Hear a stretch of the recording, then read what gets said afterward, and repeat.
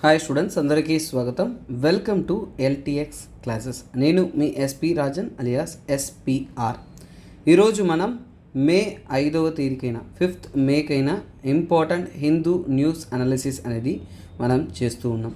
So AP Telangana రెండు తెలుగు రాష్ట్రాల్లో నుంచి కూడా యూపీఎస్సి ప్రిపేర్ అవుతున్న ప్రతి ఒక్క స్టూడెంట్స్కి తప్పకుండా చూడవలసిన చాలా ఇంపార్టెంట్ అద్భుతమైన హిందూ న్యూస్ అనాలిసిస్ అనేది మనం రెగ్యులర్గా రోజువారీగా తూచా తప్పకుండా చూస్తూ ఉన్నాం. సో గైస్, మీరు హైదరాబాద్ లేదా వైజాగ్ నుంచి యూపీఎస్సి ప్రిపరేషన్ కొనసాగించాలి, ఆన్లైన్ మీడియం కానీ ఆఫ్లైన్ మీడియం కానీ ప్రిపేర్ అవ్వాలనుకుంటే, క్లాస్ ఎన్విరాన్మెంట్లో మీరు ప్రిపేర్ అవ్వాలి అనుకున్నంటే, సివిల్ సర్వీస్ ఎలాగైనా క్రాక్ చేయాలి అనేది మీ టార్గెట్ అయితే మీకోసం అద్భుతమైన అవకాశం ఎదురు చూస్తూ ఉందండి. సో మీ యొక్క ప్రిపరేషన్ అని వెంటనే మీరు ప్రారంభించడానికి అద్భుతమైన లైఫ్ టైం వ్యాలిడిటీ కలిగిన మీకు యూపీఎస్సి కోర్స్ అనేది మన ఎల్టీఎక్స్ క్లాసెస్ తరపు నుంచి కూడా అందిస్తూ ఉన్నాం. దాని యొక్క ఫీజ్ అనేది మీకు 80,000 రూపీస్ అనేది ఛార్జ్ చేయడం జరుగుతుంది లైఫ్ టైం వ్యాలిడిటీ కాను. అలాగే చూడండి, మీరు ఒకసారి కట్టలేను అనుకుంటున్నారా, మీకు నెలసరి 10,000 చొప్పున ఈఎంఐ పద్ధతిలో కూడా మీరు కోర్స్ ఫీజు కట్టుకుంటూ మీ యొక్క ప్రిపరేషన్స్ అనేది మీరు కొనసాగించవచ్చు. అద్భుతమైన ఫ్యాకల్టీచే అద్భుతమైన క్లాసెస్ అనేది మీకోసం అందిస్తున్నాం. అద్భుతాలు అనేది చెప్తే జరగదండి, మీరు వచ్చి చూస్తేనే తెలుస్తుంది. సో గైస్, మీకోసం అద్భుతమైన ఇంకొక అవకాశం. మన ఆఫ్లైన్ క్లాసెస్ మీరు జాయిన్ అవ్వాలి అనుకుంటున్నారు అంటే ఈ కాంటాక్ట్ నెంబర్ని కనుక్కోండి, మన అడ్రస్ చెప్తారు, క్లాస్కి రండి. 3 days ఫ్రీ డెమో అనేది మిమ్మల్ని ఎవరూ అడ్డుకోరనున్నా. సో నా క్లాసెస్ కూడా జరుగుతూ ఉన్నాయి. జియోగ్రఫీ అనేది నేను స్టార్ట్ చేస్తున్నాను ఆఫ్లైన్లో. సో మీరు రావాలి అనుకున్నా కానీ డైరెక్ట్గా రండి, క్లాసెస్లో కూర్చోండి, క్లాసెస్ వినండి, అద్భుతమైన ఎక్స్పీరియన్స్ పొందండి. తర్వాత 3 రోజుల తర్వాత ఇది వర్త్, మనం జాయిన్ అవ్వచ్చు, మనకు ఉపయోగపడుతుంది అనుకున్నారు అంటేనే మీరు జాయిన్ అవ్వచ్చు. ఓకేనా? అలాగే ఇక ఆఫ్లైన్ తీసుకుంటున్న స్టూడెంట్స్కి మన ఎల్టీఎక్స్ క్లాసెస్లో ఏ ఒక ఇన్స్టిట్యూట్ ఇవ్వనటువంటి విధంగా ఆన్లైన్ కూడా ఫ్రీ యాక్సెస్ ఇస్తున్నారు. సో మీరు కొన్ని సమయాల్లో క్లాసెస్ మిస్ అవ్వచ్చు, కొన్ని టాపిక్స్ అర్థం కాకపోవచ్చు, కొన్ని టాపిక్స్ మీకు ఇంకా డీటెయిల్గా తెలుసుకోవాలనే కోరిక ఉండొచ్చు. అలాంటప్పుడు మళ్ళీ చదివే అవకాశం, మళ్ళీ ఇంకొకసారి మీకు అద్భుతంగా ఆన్లైన్ మీడియంలో కూడా వినే అవకాశం అనేది మనం కల్పిస్తున్నాం. ఇలాంటి అవకాశం ఎవరు కూడా మీకు ఎక్కడా కూడా ఇండియా వైడ్ కూడా కల్పించట్లేదు. కానీ మనం స్టూడెంట్ ఫ్రెండ్లీగా అద్భుతమైన సబ్జెక్ట్ అందించాలి కాబట్టి మనం అందిస్తూ ఉన్నాం. అలాగే చూడండి సార్, క్లాస్కి రావడం కష్టం సార్, ఇంటి వద్ద నుంచి నా ప్రిపరేషన్ కొనసాగించాలి సార్ అనుకుంటున్నారా, దానికి కూడా మన వద్ద అవకాశం ఉందన్న. మీకోసం యూపీఎస్సి ఇన్ఫినిటీ మన యొక్క life time validity online course అనేది లాంచ్ అయ్యిందన్న. సో మీరు బ్యాచెస్లో జాయిన్ అవ్వాలి అనుకున్నా అంటే 60,000 రూపీస్ మీ యొక్క ఫీజు. 15th మే గుర్తుపెట్టుకోండి, 15 మే, ఇప్పుడు 15th మే వరకు మాత్రమే ఈ యొక్క ఫీ వ్యాలిడిటీ అనేది ఉంటుంది. నెలసరి కట్టుకోవాలనుకునే వారికి కూడా మీకు 5,000 నెలసరి ఈఎంఐ పే చేసుకుని కూడా కట్టుకోవచ్చు. కాకపోతే చూడండి, 16 మే నుంచి మీ ఫీజు అనేది 60,000 కాదు, 10,000 రూపాయలు ఇంక్రీజ్ అనేది అవుతుంది, 70,000 రూపాయలు అవుతుంది. సో ఈ 10,000 రూపాయలు సేవ్ చేయాలి అనుకుంటున్నారంటే 15th మేలోగా మీరు కోర్స్ తీసుకొని ప్రిపరేషన్ అనేది ప్రారంభించండి అన్న. సో అద్భుతమైన ఫ్యాకల్టీచే యూపీఎస్సి అద్భుతమైన కోచింగ్ అనేది మీకు అందిస్తూ ఉన్నాము. ఇది కూడా life time validity. Already hundreds of students దీని ద్వారా బెనిఫిట్స్ అనేది పొందుతూ ఉన్నారు. మీరు అందులో ఒకటి కావాలనుకున్నా అంటే kindly be part of our institution. So అలాగే స్టూడెంట్స్, సో ఇక్కడ ఇంకొక ముఖ్యమైన విషయం, ప్రతిరోజు మనం అద్భుతమైన కంటెంట్తో పాటు అద్భుతమైన ఎంసీక్యూ అనేది చూస్తున్నాం. మీ యొక్క కమెంట్సేనండి వాల్యూ. సో మీరు రెగ్యులర్గా పార్టిసిపేట్ చేస్తూనండి. నేను ఇక నుంచి వేరే క్వశ్చన్స్ వద్దు, డైరెక్ట్ యూపీఎస్సీ క్వశ్చన్లే ఇచ్చేస్తున్నాను. సో అందువల్ల రోజు ఒక క్వశ్చన్ మీరు క్లాస్ వింటారు, ఒక క్వశ్చన్ తెలుసుకుంటారు, ఒక క్వశ్చన్ అటెంప్ట్ చేస్తారు. అంటే 2 క్వశ్చన్స్ రోజుకి. బాగా చూడండి, ఒక క్వశ్చన్ వింటారు, ఒక క్వశ్చన్ అటెంప్ట్ చేస్తారు. వినడం వల్ల క్వశ్చన్ ఎలా ఆన్సర్ మనం ఎక్కడ తప్పు చేసామో తెలుస్తుంది, అటెంప్ట్ చేయడం వల్ల మనం ఎలా రాయాలో తెలుస్తుంది. సో చూడండి, మన హిందూ అనాలిసిస్ మామూలు కాదండి. ఢిల్లీ లెవెల్లో, ఇండియా లెవెల్లో అక్కడ ఇక్కడ తోపు తురుం కాదు, మనమే తోపు. మన క్వాలిటీ పెంచుదాం, మన కంటెంట్ స్ట్రెంగ్త్ పెంచుదాం. దానికోసం నా ప్రయత్నం నేను చేస్తాను. కానీ నా ప్రయత్నంతో తోడుండాలి అనుకున్నవారు కైండ్లీ లైక్ చేయండి, మీ వాల్యుబుల్ కమెంట్స్ అనేది ప్రొవైడ్ చేయండి. గొన బి సక్సెస్ఫుల్ నాన్న. నేను చెప్తున్నాను, మీరందరూ కూడా సక్సెస్ఫుల్ అవుతారు. మీ ప్రయత్నంలో ఎక్కడ కూడా వెనకాడొద్దు, జంకొద్దు, తగ్గొద్దు. ఎటువంటి సమయం ఏ సమయం వచ్చినా be stronger, become stronger and work harder and stronger. Okay guys, క్వశ్చన్లోకి వెళ్దాము. సో రీసెంట్గా 2022 యూపీఎస్సీలో అడిగిన క్వశ్చన్ ఇది. సో ఇక్కడ చూడండి, with reference to Indian loss about wild life protection గురించి నేను చాలాసార్లు మన కరెంట్ అఫైర్స్లోనే మనం డిస్కస్ చేస్తున్నాం.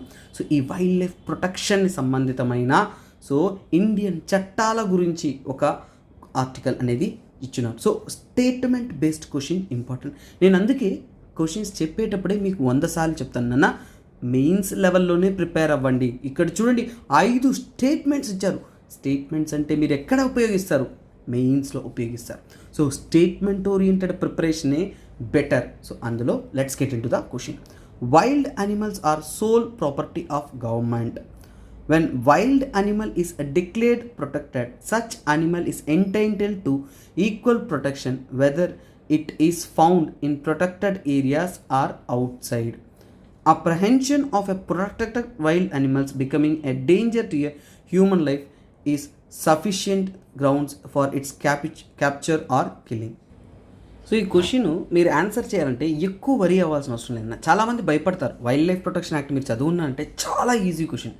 సో ఇక్కడ చూడండి ఏంటంటే wild life protection act. So మీకు అర్థమయ్యేలా క్లియర్గా ఇది ఎలా ఉంటుందని మీకు చెప్తాను.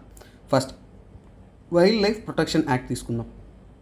ఈ వైల్డ్ లైఫ్ ప్రొటెక్షన్ యాక్ట్ అనేది ఏంటంటే 1972లో పాస్ చేశారు. అందరికీ తెలిసిన సింపుల్ విషయం. ఇందులో ఎన్ని షెడ్యూల్ ఉంటాయి?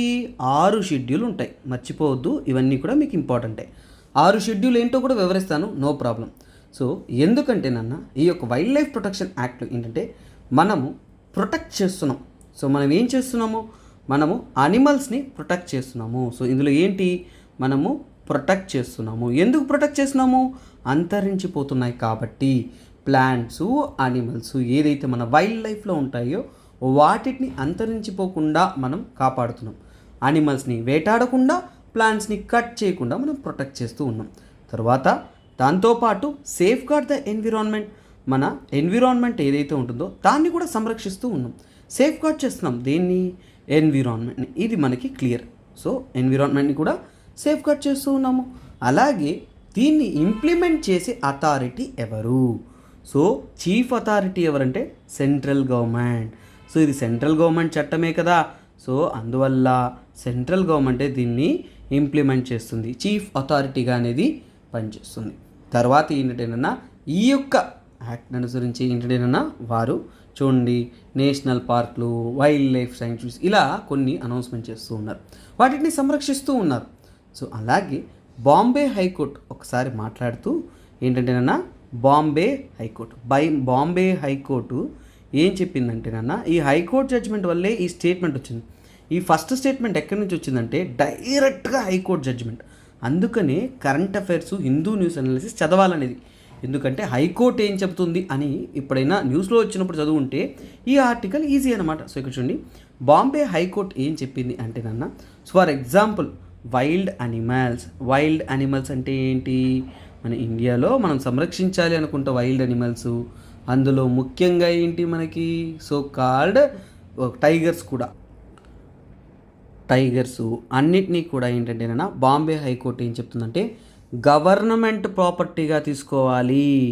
చూడండి గవర్నమెంట్ ప్రాపర్టీగా కన్సిడర్ చేయాలి. గవర్నమెంట్ ప్రాపర్టీని ఎవరు డ్యామేజ్ చేసినా కానీ తగినటువంటి శిక్షలు పడతాయి. చూసారా? ఖచ్చితంగా వాళ్ళు గవర్నమెంట్కి పే చేయాలి. అందువల్ల గవర్నమెంట్ ప్రాపర్టీ. ఈ స్టేట్మెంట్ అర్థమైందంటే చూడండి ఇప్పుడు మీకు ఇది లైన్లోకి వస్తుంది. Wild animals are sole property of government. ఈ యొక్క Bombay high court judgement first question సరిపోయిందా? సో ఫస్ట్ ఆన్సర్ కరెక్ట్ అవ్వగానే నేనేం చేస్తానంటే సెకండ్ ఆప్షన్ని ఎలిమినేట్ చేస్తా, మూడో ఆప్షన్ని ఎలిమినేట్ చేస్తా. ఇప్పుడు నాకు కరెక్ట్గా తెలుసు 2 కరెక్ట్ అవుతుందా 3 కరెక్ట్ అవుతుందా, రెండిట్లో ఏదో ఒకటే కరెక్ట్ అవుతుందని తెలుసు.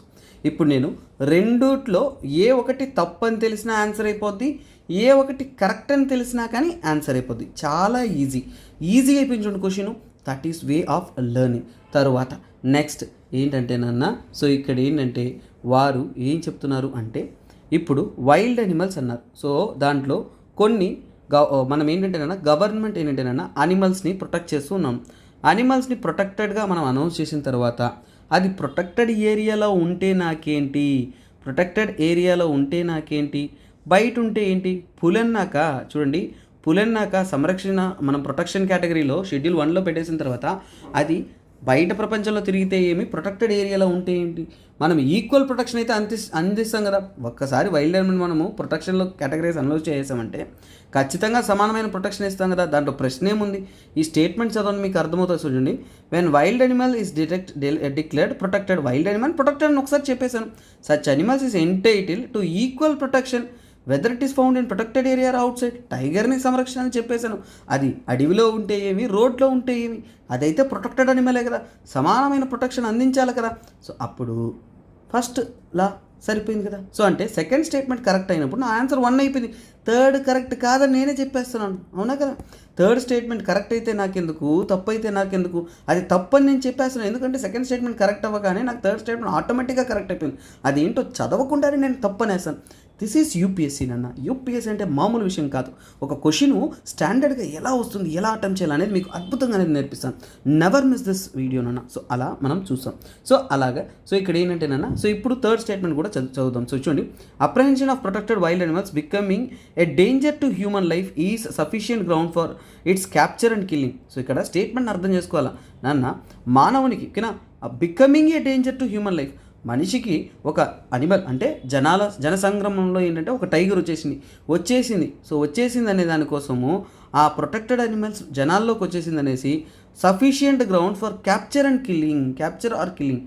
సో క్యాప్చర్ ఒకటి, కిల్లింగ్ ఎలా చేస్తారన్న, అది క్యాప్చర్ చేసి అడవిలో తీసుకుపోయి వదిలేయాలి కదా, అంతే కదా. అంతేగాని దాన్ని క్యాప్చర్ చేసి బోన్లోనే ఉంచాలి, అలాగే చంపేయాలి అనే చట్టం లేదు కదా. వచ్చేసింది తెలియకుండా పాపం పట్టుకెళ్ళిపోయేసి వాటి అడవిలో వాటి ఇళ్ళల్లో అది నన్ను వదిలేయాలి, అంతే కదా. సో అంటే ఏంటి, థర్డ్ స్టేట్మెంట్ రాంగ్. ఎందుకని, వాళ్ళు ఏం చెప్తున్నారు, జస్ట్ మానవులకి డేంజర్గా అయిపోయిందనే దానికోసం ఆ యొక్క పులిని చంపేస్తారనన్న, నో.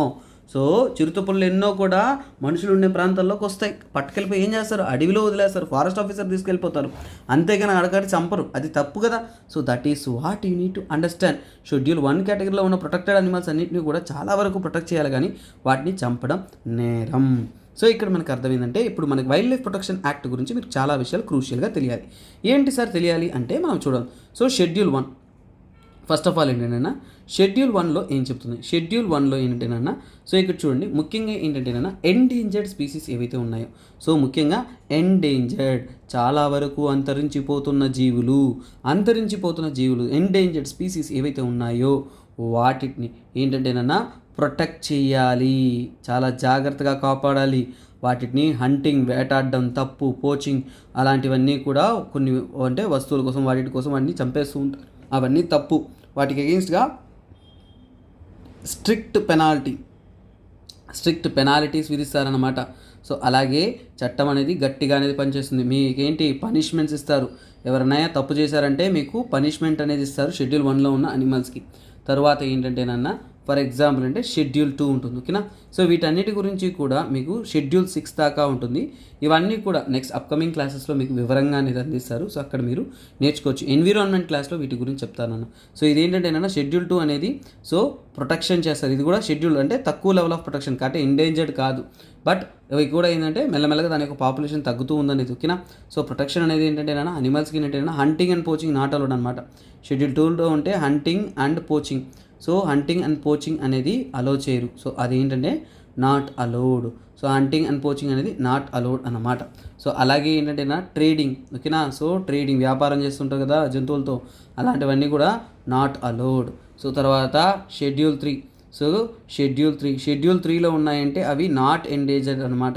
అంటే ఏంటి, అవి ఎండేంజర్డ్ కాదు, నాట్ ఎండేంజర్డ్ అనేసి. నాట్ ఎండేంజర్డ్ అయినా కానీ వాటికి ప్రొటెక్షన్ అనేది అందించాలి అనే దానికోసం.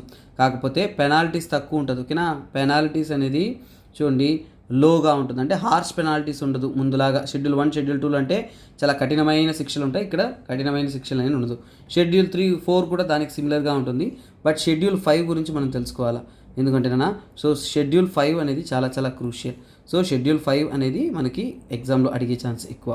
షెడ్యూల్ 5 అనేది ఏంటంటే వెర్మిన్ అంటే దాని జనాభా చాలా ఎక్కువగా ఉంటుంది, కాకులు, క్రోస్ చాలా ఎక్కువగా ఉన్నాయా, సో అలాగే బ్యాట్స్ కానీ తర్వాత ర్యాట్స్ కానీ ఇవన్నీ కూడా ఏంటి మనకి చాలా ఎక్కువగా ఉన్నాయి. సో చాలా ఎక్కువగా ఉన్నాయంటే వీటిని వేటాడొచ్చు, అంటే హంటింగ్ అలౌడ్. ఓకేనా, హంటింగ్ అనేది అలౌడ్ అనమాట. సో షెడ్యూల్ 5లో ఉన్న వాటిని వెర్మిన్ అని అనౌన్స్ చేశారంటే వాటిని హంటింగ్ చేసుకోవచ్చు. అలాగే గవర్నమెంట్ అనేది ఒక అనిమల్ని హంటింగ్ అనేది ఎలా డిక్లేర్ చేస్తుందంటే, సో దానికోసం ఏంటంటే వైల్డ్ లైఫ్ ప్రొటెక్షన్ యాక్ట్లో ఒక సపరేట్ సెక్షనే ఉంది, దాని సెక్షన్ 62 అని అంటాము. తర్వాత సో షెడ్యూల్ 6, ఓకేనా, షెడ్యూల్ 6 ఏం చెప్తుందంటే, షెడ్యూల్ 6 అనేది ముఖ్యంగా దేని విషయం గురించి అంటేనన్నా ప్లాంట్స్. ఓకేనా, ప్లాంట్స్ అందులో ఏంటంటే రెస్ట్రిక్టెడ్ ప్లాంట్స్, కొన్ని రెస్ట్రిక్టెడ్ ప్లాంట్స్ అనేది ఉంటాయి, వాటిని జాగ్రత్తగా కాపాడుకుంటూ ఉండాలి. సో వాటిని ఏంటంటే గవర్నమెంట్ పర్మిషన్స్ కానీ అవన్నీ ఉండాలి కల్టివేట్ చేయడానికి వాటన్నిటికీ కూడా. సో అదే ఏంటంటేనన్నా రెస్ట్రిక్టెడ్. చాలా వరకు ఏంటంటేనన్నా షెడ్యూల్ 6లో రెస్ట్రిక్టెడ్ ప్లాంట్స్ వాటన్నిటిని కూడా సంరక్షించడానికి అనేది అనౌన్స్ చేస్తారనమాట. This is all about.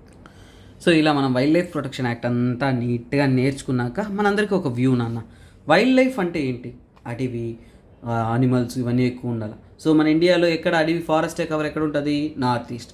సరే నార్త్ ఈస్ట్లో ఫారెస్ట్ కవర్ అన్నీ ఉన్నాయి అనుకుంటా అంటే, నార్త్ ఈస్ట్లో మణిపూర్లో ఆన్ ద ఫైర్, ఈ న్యూస్లో ఎక్కడ ఓపెన్ చేసినా కానీ చూడండి మణిపూర్ రైట్స్ అనేది ఫస్ట్ ఫ్రంట్ పేజ్లో ఉంది.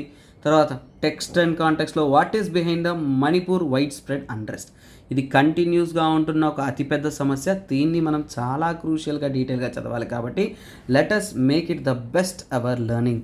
సో ఇప్పుడు మనం నేర్చుకోబోయేది మణిపూర్ అన్రెస్ట్. అసలు మణిపూర్లో ఏం జరిగింది, ఎందుకు గొడవ పడుతున్నారు, మనమంతా కూడా కలిసి తెలుసుకుందామా? That is what. సో అందుకోసం నేను మీడియా పర్సన్గా ఇప్పుడు ఎక్కడికి వెళ్తున్నాను, మణిపూర్కి వెళ్తున్నాను.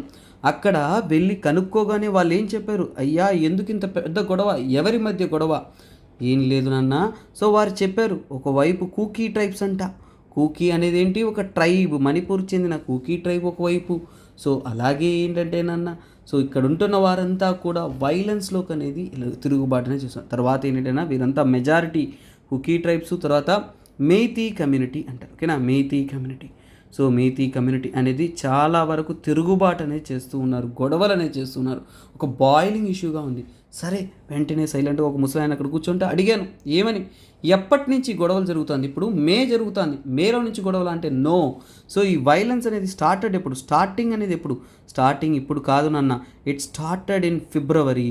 సో ఈ గొడవలు ఈరోజు న్యూస్ కవరేజ్ ఎక్కువగా ఉన్నా కానీ ఫిబ్రవరి, ఓకేనా, ఫిబ్రవరి నుంచే కూడా, ఫిబ్రవరి 2023 నుంచి కూడా ఈ గొడవలు అనేది ఎక్కువగానే అవుతూ ఉన్నాయి అనేది చెప్తూ ఉన్నారు. సో ఎందుకంటేనన్నా గవర్నమెంట్ అనేది, ఓకేనా, గవర్నమెంట్ అనేది ఏంటంటేనన్నా స్పెసిఫిక్ డ్రైవ్ అనేది కండక్ట్ చేశారు. ఏంటంటే ఇక్కడుంటున్న తిరుగుబాటుదారులను. సో ఈ ఆర్టికల్ బ్రాడ్గా మనకు అర్థం అవ్వాలంటే ఒక డయాగ్రామటికల్ ఎక్స్ప్లెనేషన్ ఇస్తాను, అది చాలా బాగుంటుంది. సో ఇక్కడ చూద్దాం చూడండి. సో ఇక్కడ మన యొక్క మణిపూర్ ఐపీఎల్ మ్యాచ్ ఎంతమంది చూస్తున్నానన్న, అందరూ ఐపీఎల్ చూస్తుంటారు కదా. సో ఐపీఎల్ గ్రౌండ్ ఎలా ఉంటుంది, ఈ విధంగా ఉంటుంది, అవునా. ఐపీఎల్ గ్రౌండ్ ఉంది, అవునా. సో ఐపీఎల్ గ్రౌండ్ ఇలా ఉంటే మనకి ఇలా స్టేడియం ఉంటుంది, అవునా. So this is our stadium అనమాట. సో ఇదేంటి, చుట్టూ స్టేడియం ఎలా ఉంటుందన్న, సో ఖచ్చితంగా స్టేడియం అనేది ఏంటి, హై ఎలివేషన్లో ఉంటుంది, అవునా కదా. సో స్టేడియం ఎలా ఉంటుంది, మనకి కొద్దిగా ఎత్తుగా అనేది ఉంటుంది. అంటే ఏంటి, ఇక్కడ నుంచి మనకి సీటింగ్స్ అంతా ఉంటుందా. సో ఇక్కడ ఇదంతా కూడా మన స్టేడియం. సో క్రికెట్ గ్రౌండ్లో ఎక్కువ మంది ఉంటారా, స్టేడియంలో ఎక్కువ మంది ఉంటారా, స్టేడియంలోనే. అంటే ఇక్కడ ఉన్న వాళ్ళు మీతీస్ అనమాట. సో ఇప్పుడు గుర్తుపెట్టుకోండి, వీరు మీతీస్ అంటే ఏంటి, క్రికెట్ గ్రౌండ్లో ఉన్నవాళ్ళు, వాళ్ళదే కదా ఆధిపత్యం అక్కడ. సో గ్రౌండ్లో ఉన్నవారు తక్కువ మంది, కానీ గ్రౌండ్లో ఉన్నవారు మీతీ ట్రైబ్స్. చుట్టూ కూర్చోన్నారు చూసారా, వీళ్ళంతా ఎవరు, వీళ్ళంతా కూడా ఏంటంటేనన్నా మిగతా ట్రైబల్ గ్రూప్స్, ఓకేనా, అదర్ ట్రైబల్ గ్రూప్స్ అంటాం. అంటే సో ఇక్కడ మణిపూర్లో ఉంటున్న మిగతా ట్రైబల్ గ్రూప్స్ అంతా కూడా కొండల్లో. అంటే ఇప్పుడు మణిపూర్ కాన్సెప్ట్కి రండి. మీతీస్ అనేవారు ప్లెయిన్స్లో ఉన్నారు, అవునా. మన ఐపీఎల్ టీం అంతా కూడా ప్లెయిన్స్లో ఆడుతుంది కదా. సో ఇక్కడ వీళ్ళు ప్లెయిన్స్, కాకపోతే మిగతా ట్రైబ్స్ అంతా కొండల ప్రాంతాల్లో నివసిస్తున్నారు.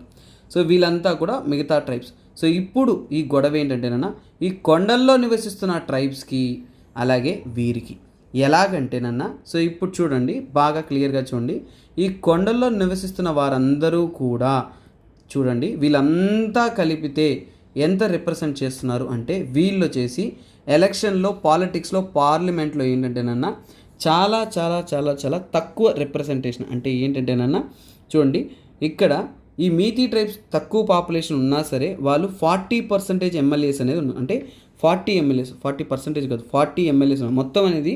సో మనము మణిపూర్ అనే స్టేట్లో 60 ఎమ్మెల్యేస్ ఉంటాయి.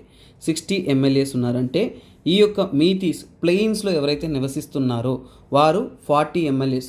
తర్వాత ఈ కొండల్లో నివసిస్తున్న వారందరూ కూడా ఏంటంటే ఓన్లీ 20 ఎమ్మెల్యేస్. అంటే పొలిటికల్ రిప్రజెంటేషన్ తక్కువ. అలాగే ఈ మీతీస్ అనేవాళ్ళు చాలా వరకు హిందువులే. ఓకేనా. సో వీళ్ళంతా కూడా హిందువులు. సో ఇప్పుడు ఏంటంటే వీరికి వీరంతా కూడా ఎస్టీ స్టేటస్ అనేది అడుగుతున్నారు. ఏంటంటే ఈ యొక్క మణిపూర్ అనేది ఇండియన్ యూనియన్లో జాయిన్ అవ్వడానికి ముందు వారికి ఎస్టీ స్టేటస్ అనేది ఉండేది. జాయిన్ అయిన తర్వాత ఆ స్టేటస్ అనేది పోయిందనమాట. సో ఇప్పుడు వీళ్ళంతా ఏంటి ఎస్టీ స్టేటస్ కావాలి అనేది అడుగుతున్నారు. మిగతా వాళ్ళు ఏంటి దాన్ని వ్యతిరేకిస్తూ ఉన్నారు. ఎందుకు వ్యతిరేకిస్తున్నారు? ఒకవేళ వాళ్ళకి ఎస్టీ స్టేటస్ ఇచ్చేశారు అంటే మళ్ళీ మాకు సరైన మోతాదులో రిప్రజెంటేషన్, మా జాబులు అన్నీ కూడా వాళ్ళు దోచేసుకుంటారు, మా స్థలాలను కూడా ఆక్రమించేసుకుంటారు. ఎందుకంటే ఈ యొక్క మీటీస్ అనేది మిగతా వాళ్ళకన్నా కానీ ఎడ్యుకేషనల్లీ, అలాగే పొలిటికల్లీ, అడ్మినిస్ట్రేటివ్లీ అన్నిట్లో కూడా వెల్ సెటిల్డ్. ఎందుకంటే ప్లెయిన్స్లో కూడా కొండల్లో నివసిస్తున్న వారికి ఆపర్చునిటీస్ ఎక్కువగా ఉంటాయంటే ప్లెయిన్స్లో ఉన్న వారికంటే ప్లెయిన్స్ ఉన్న వాళ్ళకి కదా. సో ఇది ఐపీఎల్ స్టేడియం అలాంటి వాళ్ళు. సో ఇక్కడ ఉండేది తక్కువ మందే కానీ సంపాదన కానీ అన్నీ కూడా వాళ్ళే కదా మెయిన్. సో మిగతా వాళ్ళు ఆడియన్స్ మాత్రమే. సో ఇలా వీరు ఇలా చూసుకున్నారు అంటే ఈ కూకీ ట్రైబ్స్ అనేది కొండ జాతి వాళ్ళు. సో ఈ మీతీస్ అనేవారు ప్లెయిన్స్లో అంటే సమాంతర నేల మీద నివసిస్తున్నవారు. వర్సెస్ వీరిద్దరికి మధ్య జరుగుతున్న గొడవే ఇది. ఓన్లీ ఒక 2-3 నిమిషాల్లో కాన్సెప్ట్ క్లోజ్ చేయమంటే ఇంతే కాన్సెప్ట్. కానీ యూపీఎస్సీ ప్రిలిమ్స్కి ఇది సరిపోతుంది కానీ మెయిన్స్కి ఇది సరిపోదు. సో అలాగే ప్రిలిమ్స్లో కూడా కొన్ని విషయాలు మనము చాలా బ్రాడ్గా అనలైజ్ చేయాలి. అందుకనే నేను మీకు ఈ కాన్సెప్ట్ని ఇంకొద్దిగా డీటెయిల్గానే అనలైజ్ చేసిన. మీరు ఎక్కడికన్నా పోయి వెళ్ళి చూసి సో ఏది బెస్ట్గా ఉందో కంపారిటివ్గా చూసుకోండి. మన కంటెంట్ ద క్వాలిటీ వైజ్ చాలా బెస్ట్గా అనేది ఉంటుంది. ఆ విధంగా మీకు ఈ కంటెంట్ని ఎక్స్ప్లెయిన్ చేస్తాను. సో ఇప్పుడు మీకు సబ్జెక్ట్ అయితే అర్థమైపోయింది, కాన్సెప్ట్ అయితే అర్థమైపోయింది. ఇప్పుడు తిరుగుబాటు ఎలా స్టార్ట్ అయింది అనేది మనం చూస్తాం. సో యాక్చువల్గా ఏంటంటేనన్నా ఈ యొక్క కూకీ ట్రైబ్స్ ఉన్నారు చూసారా, వారిని అక్కడి నుంచి కూడా ఏంటంటే ఎవాక్యుయేట్ చేయడానికి గవర్నమెంట్ ట్రై చేస్తుంది. దానికి కారణం కూడా చెప్తాను. సో ఫస్ట్ ఆఫ్ ఆల్ ఏంటంటే హైకోర్టు అనేది రీసెంట్గా ఒక జడ్జిమెంట్ ఇచ్చింది మణిపూర్లో.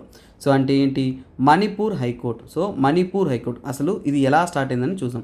మణిపూర్ హైకోర్టు అనేది ఏం చెప్పిందంటే మొదటి నుంచే ప్రొటెస్ట్ జరుగుతుంది. ఫిబ్రవరిలోనే ఏంటంటేనన్నా ఈ ట్రైబల్ గ్రూప్ వాళ్ళు ఏంటంటేనన్నా వీరిని ఓకేనా దేనికి ఈ యొక్క కూకీ ట్రూప్స్ ఓకేనా కూకీ ట్రైబ్స్ని ఎవిక్షన్ ప్లాన్ ఓకేనా. ఎవిక్షన్ అంటే ఆ ప్రాంతం నుంచి కూకీ ట్రైబ్స్ అంతా ఒక గ్రామంలో ఉండేవాళ్ళు, వాళ్ళని అక్కడి నుంచి వెళ్ళిపోమని అక్కడి నుంచి ఎవిక్ట్ చేయడానికి గవర్నమెంట్ ఆర్డర్ ఒకటి పాస్ చేస్తుంది ఒక స్పెసిఫిక్ ట్రైబల్ గ్రూప్ని టార్గెట్ చేస్తూ.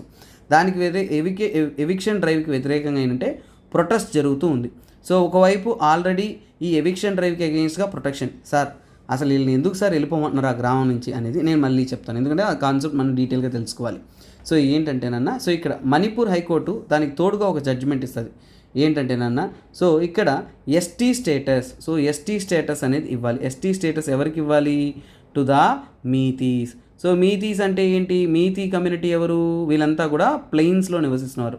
సో వీరికి ఏంటి ఎస్టీ స్టేటస్ ఇవ్వాలనేది చెప్తారు. సో ఇప్పుడు ప్రజలందరికీ కూడా కోపం వస్తుంది. సో అదేవిధంగా ఏంటంటేనన్నా ఈ ప్రాంతం అనేది కొండల్లో ఉంటున్న ప్రాంతం. సో అంటే ఏంటి ఈ ప్రాంతం ఎలా ఉంటుంది? ఈ విధంగా ఉంటుంది అవునా. సో ఈ విధంగా ఉందనుకోండి. సో ఈ ప్రాంతాన్ని మనం ఏమంటాము? వ్యాలీస్ అంటాం. సో మీరు జాగ్రఫికల్గా చూసారంటే లోతట్టు ప్రాంతాలు, ఈ కొండల్లో లోయ ప్రాంతాలు మనం ఏమంటాం? వ్యాలీస్. సో ఈ వ్యాలీస్లో ఉంటున్న వారినే మీతీస్ అంటాం. సో ఇప్పుడు మీకు అర్థమైందా? ఇంతకుముందు ఉదాహరణగా మీకు ఎక్స్ప్లెయిన్ చేశాను ఈ కాన్సెప్ట్ మొత్తం. ఇప్పుడు క్లారిటీగా ఆ సబ్జెక్ట్ ఇలా మన కొండల ప్రాంతం మణిపూర్లో అంటే ఈ వ్యాలీస్లో ఉన్నవారు మీతీస్, మరి కొండల్లో ఉన్నవారు అదర్ ట్రైబ్స్ ఓకేనా. అదర్ ట్రైబ్స్లో ముఖ్యంగా ఏంటి ఈ ఓకేనా కూకీ ట్రైబ్స్ వీళ్ళంతా కూడా ప్రముఖులు. సో వీళ్ళంతా కొండల ప్రాంతాల్లో నివసిస్తున్నారు, వీళ్ళు ప్లెయిన్స్లో ఉన్నారు. వీళ్ళిద్దరికి మధ్య గొడవ ఓకేనా, పైన ఉన్నోడికి కింద ఉన్నోడికి గొడవ. సో క్లియర్, ఇంతటితో మీకు కాన్సెప్ట్ క్లియర్. సో ఈ వైలెన్స్ అనేది ఎలా స్టార్ట్ అయిందంటే సో యాక్చువల్గా ఏంటంటే ఈ యొక్క ఎస్టీ స్టేటస్కి వ్యతిరేకంగా హైకోర్టు యొక్క జడ్జిమెంట్కి వ్యతిరేకంగా ఓకేనా, హైకోర్టు యొక్క జడ్జిమెంట్కి వ్యతిరేకంగా ఏంటంటేనన్నా ట్రైబల్ స్టూడెంట్స్ మార్చ్ జరుగుతుంది ఓకేనా. ట్రైబల్ స్టూడెంట్స్ ఓకేనా, ట్రైబల్స్ అనేవారు ఏంటంటేనా ట్రైబల్ స్టూడెంట్స్ అంతా కూడా ట్రైబల్ ప్రజలందరూ కూడా ఏంటంటే సాలిడారిటీ మార్చ్ అనేది చేస్తారు ఓకేనా. సాలిడారిటీ మార్చ్ అంటే దానికి వ్యతిరేకంగా చేస్తూ నినాదాలు చేస్తూ వాళ్ళు పార్టిసిపేట్ అని చేస్తారు. సో అందులో ఏంటంటే ఆల్ ట్రైబల్ స్టూడెంట్స్ ఓకేనా, ఆల్ ట్రైబల్ స్టూడెంట్స్ యూనియన్ అక్కడ ఉన్న స్టూడెంట్స్ అంతా కూడా ఏంటంటే all tribal students union of Manipur, union మణిపూర్కి చెందింది. వీరందరూ కూడా ఏంటంటే పార్టిసిపేట్ చేస్తారనమాట. ఇలా మెల్లమెల్లగా మార్చి నెల నుంచి కూడా తిరుగుబాటు అనేది స్టార్ట్ అయ్యి జరుగుతూనే ఉంది. సో దీనికి మెయిన్ కారణం మీకు అర్థమైపోయింది కదా, ఎందుకంటే చూడండి మణిపూర్. సో మెయిన్ కారణం ఏంటంటే మణిపూర్ తీసుకున్నారు అంటే మణిపూర్లో టోటల్ ఎమ్మెల్యేస్ అనేది 60 దాంట్లో చూడండి 40 మెంబర్స్ ఎక్కడి నుంచి అంటే ప్లెయిన్ అంటే ఈ ప్రాంతాల్లో నివసిస్తున్న వాళ్ళు, అంటే సమాంతర నేలలో, అంటే ఏంటి మీతీస్. ఓకేనా, మీతీసే మీకు చాలా వరకు 40 మంది ఉన్నారు. సో 20 మెంబర్స్ ఎవరు, అదర్ ట్రైబ్స్. ఓకేనా, అదర్ ట్రైబ్స్ అనేది ఉండేవాళ్ళు. ఓకేనా, సో ఇది. సో అలాగే వీరిని నాన్ ట్రైబ్స్గానే కన్సిడర్ చేస్తున్నారు. అంటే ఏంటి, ఇప్పుడు ట్రైబల్కి నాన్ ట్రైబల్ మధ్య గొడవ. సింపుల్ కదా నాన్న, వీళ్ళంతా ట్రైబ్స్, కొండల్లో నివసిస్తున్న కొండ జాతి వాళ్ళు. సో ఇక్కడ వీళ్ళేంటి, నాన్ ట్రైబల్. ఇప్పుడు గొడవ ఎవరికి, ట్రైబల్కి నాన్ ట్రైబల్కి. అలాగే చూడండి, సో ఇందులో ఏంటంటేనన్నా మీతీస్ నివసిస్తున్న స్థలం. ఓకేనా, సో ఇక్కడ ఇంకొక విషయం మీరు తెలుసుకోవాల్సి అంటే, ఈ మీతీస్ చెప్పానా ప్లెయిన్స్లో నివసిస్తున్న వాళ్ళు ఏంటంటేనన్నా ఓన్లీ 10% నేల మాత్రమే. కాకపోతే కొండల్లో నివసిస్తున్న వాళ్ళందరూ కూడా వీళ్ళు 90% నేల. అంటే ఏంటి, నివాస స్థలంలో జియోగ్రఫికల్ ఏరియాలో మనం తీసుకున్నాము అంటే చూడండి ఇక్కడ చూడండి ఎంత ఓకేనా. సో జియోగ్రఫికల్ ఏరియాలో కూడా మీతీస్ వచ్చేసి 10% ఉన్నారు భూముల్లో. అలాగే ట్రైబల్స్ అంతా కూడా 90% నేలల్లో కొండల ప్రాంతాల్లోనే నివసిస్తున్నారు. సో అంటే జియోగ్రఫికల్ ఎక్స్టెన్షన్ కూడా మీతీస్కి చాలా చాలా చాలా తక్కువగా ఉన్నారు, ఎక్కువ జనాభా ఉన్నారు, ఎక్కువ పరిపాలన పొలిటికల్ రిప్రజెంటేషన్ ఉంది. సో ఇవన్నీ కూడా ఏంటి, అక్కడున్న ప్రజలకు అనేది టెన్షన్ తెప్పిస్తూ ఉంది. ఓకేనా, సో అలాగే ఏంటంటేనన్నా సో రీసెంట్గా మీతీ కమ్యూనిటీస్ అనేవారు ఏంటంటేనన్నా వీరంతా కూడా ట్రైబల్గా రిక్వెస్ట్ చేస్తున్నారు.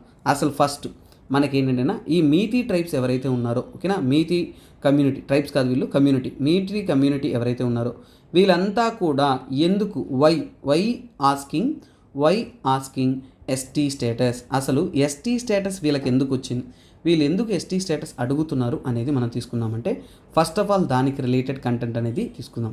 దీని డిమాండ్ ఎప్పటి నుంచి అంటే 2012 నుంచి కూడా డిమాండ్ చేస్తూ ఉన్నారు. చాలా గట్టిగా అనేది వీటిని స్ట్రాంగ్గా అనేది గవర్నమెంట్ని డిమాండ్ చేస్తూ ఉన్నారు. ఓకేనా, సో దానికోసం సపరేట్ కమిటీ ఫామ్ చేసి వారు schedule tribes demand committee form చేసి డిమాండ్ చేస్తూ ఉన్నారు. సరే, వాళ్ళు డిమాండ్ చేయడానికి కారణం ఏంటంటేనన్నా సో ఈ మణిపూర్, సో చూడండి మణిపూర్ స్టేట్ ఏదైతే ఉంటుందో, ఓకేనా, మణిపూర్ స్టేట్ అనేది ఏంటంటేనన్నా 1949లో ఏంటంటే యూనియన్ ఆఫ్ ఇండియాతో జాయిన్ అవుతుంది. ఏంటి, యూనియన్ ఆఫ్ ఇండియాతో అనేది జాయిన్ అవుతుంది. కానీ జాయిన్ అవ్వడానికి ముందు అంటే సో ఇప్పుడు ఏంటంటేనన్నా మెర్జర్ జరుగుతుంది. సో మెర్జర్ జరగడానికి ముందు, ఓకేనా, బిఫోర్ మెర్జర్ అనేది అంటే ఇక్కడ జాయిన్ అవ్వడానికి ముందు బిఫోర్ మెర్జర్ మణిపూర్, ఓకేనా, సో మణిపూర్ కాదు మీతీస్. సో ఈ మీతీ కమ్యూనిటీ ఎవరైతే ఉన్నారో మీతీస్ అనేవారు ట్రైబ్స్.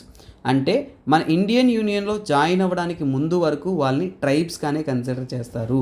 సో అలాగే ఆఫ్టర్ మెర్జర్ అంటే మన ఇండియాలో జాయిన్ అయిన తర్వాత లాస్ట్ ట్రైబల్ స్టేటస్, ఓకేనా, అంటే వాళ్ళకి ఉంటున్న ట్రైబల్ స్టేటస్ ఏదైతే ఉంటుందో అది పోయిందన్నమాట. సో ఇప్పుడు వాళ్ళకి బాధే కదనన్న. సో ఇప్పుడు అందుకోసమే ఏంటంటేనన్నా వాళ్ళు ఏంటంటే వాళ్ళకంటూ యూనిక్ టైప్ ఆఫ్ కల్చర్ ఉంది. సో వాళ్ళకంటూ ఏంటంటేనన్నా కల్చర్ అనేది కాపాడుకోవాలి, వారి యొక్క ట్రెడిషన్ ఏదైతే ఉందో వాటిని కాపాడుకోవాలి. సో కల్చర్ అండ్ ట్రెడిషన్ని వాళ్ళు ప్రొటెక్ట్ చేసుకోవాలి, ప్రిజర్వ్ చేసుకోవాలి అనే దానికోసం ఏంటంటేనన్నా ఎస్టీ స్టేటస్ అనేది డిమాండ్ చేస్తూ ఉన్నారు.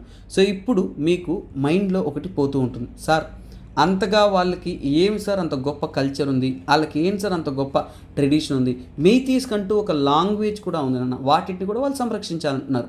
సో ఎందుకు సార్ అంత ఇంపార్టెంట్ అంటే సో చూడండి మణిపూర్ అనే స్టేట్లో, ఓకేనా, మణిపూర్ అనే స్టేట్లో తీసుకున్నారంటే 1951 సెన్సస్ ప్రకారం ఏంటంటే 59% వారు ఎవరంటే మీతీస్. ఓకేనా, మీతీస్ అనేవారు 51% ఉండేవారు. మరి ఇప్పుడు 2011 సెన్సస్ ప్రకారం 44% మాత్రమే ఉన్నారు మీతీస్. అంటే ఏంటి, వారి జనాభా టోటల్ పాపులేషన్ తగ్గిపోతుంది. ఎందుకంటే ఇతర ట్రైబల్ ప్రజలు బయట నుంచి కూడా ఇక్కడికి వచ్చేది ఏంటంటే సెటిల్ అయిపోతూ ఉన్నారు, ఇక్కడే ఉండిపోతూ ఉన్నారు. అందుకోసం ఏంటంటే మెల్లమెల్లగా మా యొక్క గుర్తింపు అనేది పోతుంది, మా యొక్క గుర్తింపు లేకుండా పోతుంది, మాకు గుర్తింపు కావాలనేది వారు అడుగుతున్నారు. సరే, ఇక్కడ ఇంకో కమ్యూనిటీ ఏంటంటే వై నాట్, ఓకేనా, సో ఇక్కడ ఏంటంటే అగెయిన్స్ట్, ఓకేనా, అదర్ ట్రైబల్ గ్రూప్స్, ఓకేనా, అదర్ ట్రైబల్స్ అనేవారు, అదర్ ట్రైబల్స్ అనే మిగతా ట్రైబల్స్ వచ్చేసి వై అపోజింగ్. సో వాళ్ళు ఎందుకు అపోజ్ అనేది చేస్తున్నారు సో అనేది మనకి తెలియాలి. సో వారంతా కూడా ఎందుకు వ్యతిరేకిస్తున్నారు అనేది మనకు తెలియాలి కదా. సో యాక్చువల్గా ఏంటంటేనన్నా సో ఈ యొక్క మీతీస్ వాళ్ళు చెప్తున్నది ఏంటంటేనా మీతీస్ అనే ప్రజలకి ఓకేనా మీతీ కమ్యూనిటీస్ అనేది ఏంటంటేనా డీమోగ్రఫికలీ సో వాళ్ళ యొక్క పాపులేషన్ కూడా మంచిగానే ఉంది ఓకేనా. అంటే తక్కువ ప్రాంతాల్లో ఎక్కువ ప్రజలు కదా. సో డీమోగ్రఫిక్ అలాగే పొలిటికల్గా కూడా వాళ్ళు చాలా మంచిగా రిప్రజెంట్ చేస్తున్నారు కదా. అలాగే ఎడ్యుకేషనలీ సో వాళ్ళకి ఎడ్యుకేషన్ కానీ అలాగే ఏంటంటేనన్నా ఇంకా ఎడ్యుకేషన్ మాత్రమే కాదు గేమ్స్ అన్నిట్లో కూడా అకాడమికల్ అన్నిట్లో కూడా ఏంటంటేనన్నా వారికి ఏంటంటేనన్నా బెటర్ ఆపర్చునిటీస్ అంటే ఏంటంటేనన్నా దే ఆర్ మోర్ అడ్వాన్స్డ్ అంటే చాలా చాలా అడ్వాన్స్డ్ గ్రూప్గా ఉన్నారు. అంటే వాళ్ళు వెనకబడేం లేదు మంచిగా అడ్వాన్స్డ్గా ఉన్నారు. అలాగే వారు అన్ని ఫీల్డ్స్లో ఆల్ ఫీల్డ్స్లో ఏంటంటేనన్నా డామినెంట్ గ్రూప్లో అన్ని ఫీల్డ్స్లో ఏంటంటేనన్నా వాళ్ళ యొక్క పై చేయి అనేది ఎక్కువగా ఉంటుంది డామినేట్ అనేది చేస్తారు. సో అందువల్ల డామినెంట్ గ్రూప్గా అనేది కన్సిడర్ అనేది చేస్తున్నారు. సో అన్ని ఫీల్డ్స్లో వీళ్ళు డామినెంట్గా అనేది ఉన్నారు. సో అందుకోసమే ఏంటంటేనన్నా వారు ఏంటంటేనన్నా హెచ్డి క్లెయిమ్ చేస్తున్నప్పుడు సో అది దాన్ని వ్యతిరేకిస్తూ వాళ్ళంతా చెప్తున్నారు. సో వీళ్ళు ఏంటి మా కల్చరు మా ఐడెంటిటీ అనేది చెప్తున్నారు. కానీ మిగతా గ్రూప్ వాళ్ళు ఏంటంటే ఒకసారి ఎస్టీ స్టేటస్ వీళ్ళకి ఇచ్చేసారంటే ఇఫ్ గివన్ వాళ్ళకి ఇచ్చేశారు అంటే అదర్స్ లాస్ జాబ్స్ అదర్స్ అంతా ఎందుకు దీనికి వ్యతిరేకంగా పోరాటం చేస్తున్నారు దే లాస్ జాబ్స్ అనమాట. వాళ్ళకి కావాల్సిన జాబ్ ఆపర్చునిటీస్ పోతుంది. అలాగే ఏంటంటేనన్నా తో వీళ్ళు మెల్లమెల్లగా ఈ మీతీస్కి ఎస్టీ స్టేటస్ ఇచ్చేసారంటే ఇక ట్రైబల్ ల్యాండ్స్ ఇప్పుడు ఇంకో కాన్సెప్ట్ చూసుకోండి.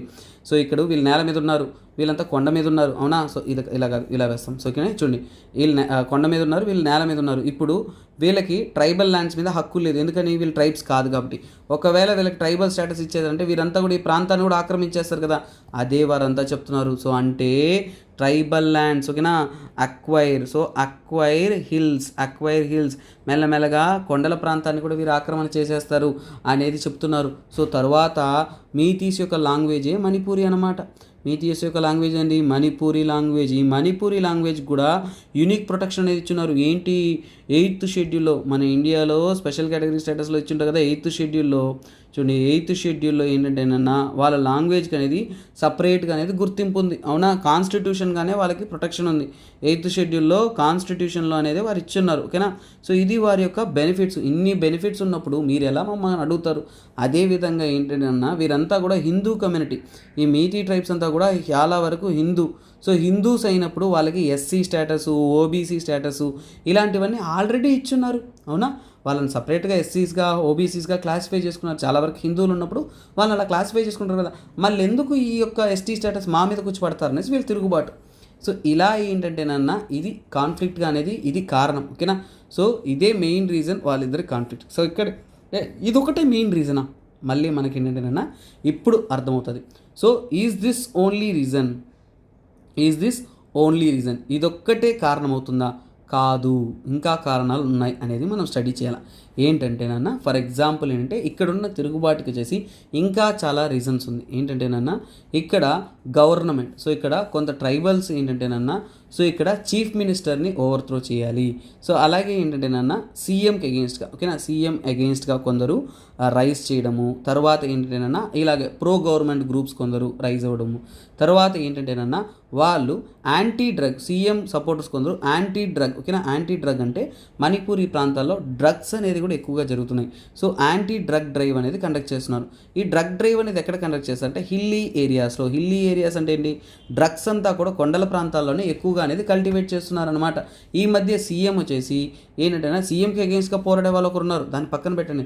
సీఎం వచ్చేసి స్ట్రిక్ట్ మెషర్స్ అనేది తీసుకొస్తున్నారు. స్ట్రిక్ట్ మెషర్స్ దీనికి ఎలాగైనా సరే మనం డ్రగ్స్ని నిర్మూలించాలి డ్రగ్స్ని రిమూవ్ చేసేయాలి అనే దానికోసం యాంటీ డ్రగ్స్ డ్రైవ్స్ అనేది కండక్ట్ చేస్తున్నారు.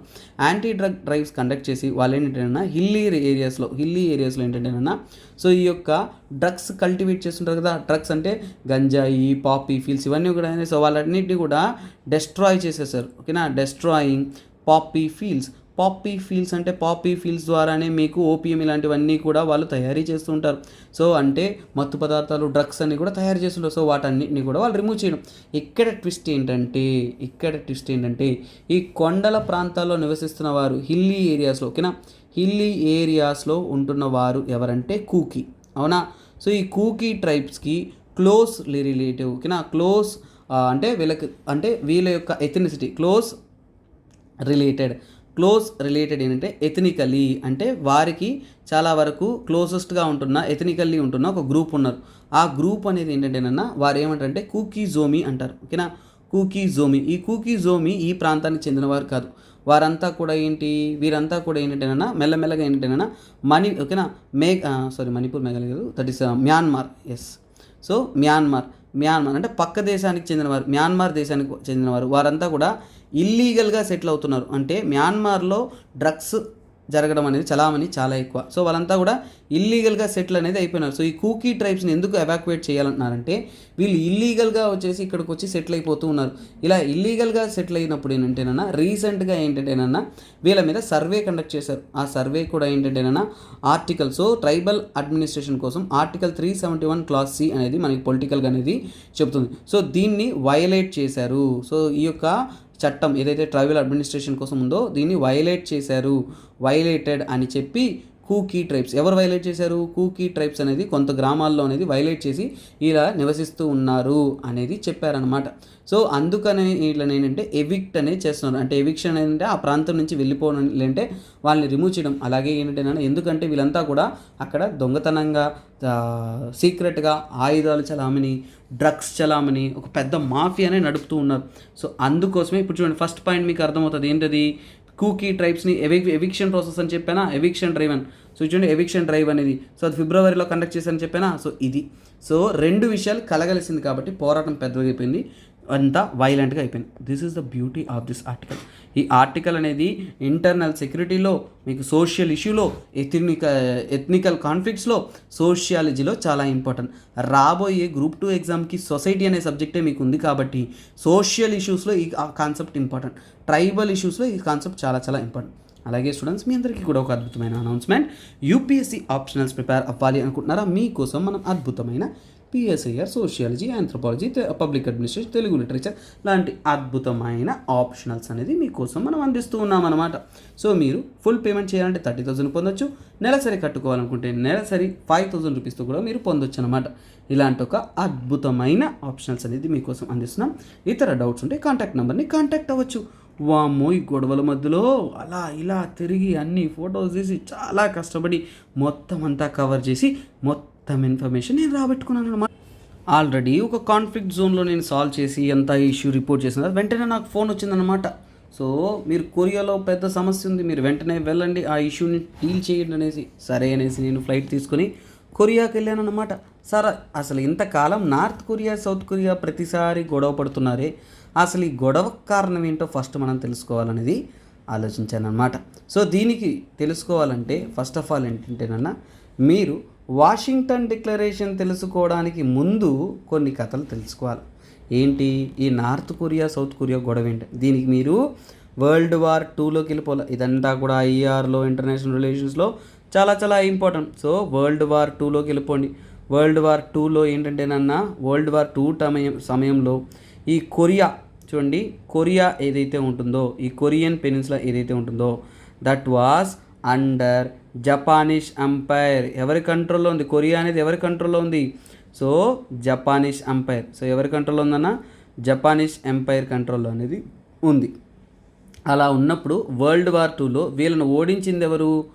USSR అంటే రష్యా, అలాగే USA అందరూ కలిసికట్టుగా World War IIలో ఈ యొక్క జపానీస్ అన్నింటినీ కూడా లాస్ట్ 2 అంటే జపానీస్ ఎంపైర్ అనేది USSR చేతిలో ఓడిపోయిందనమాట.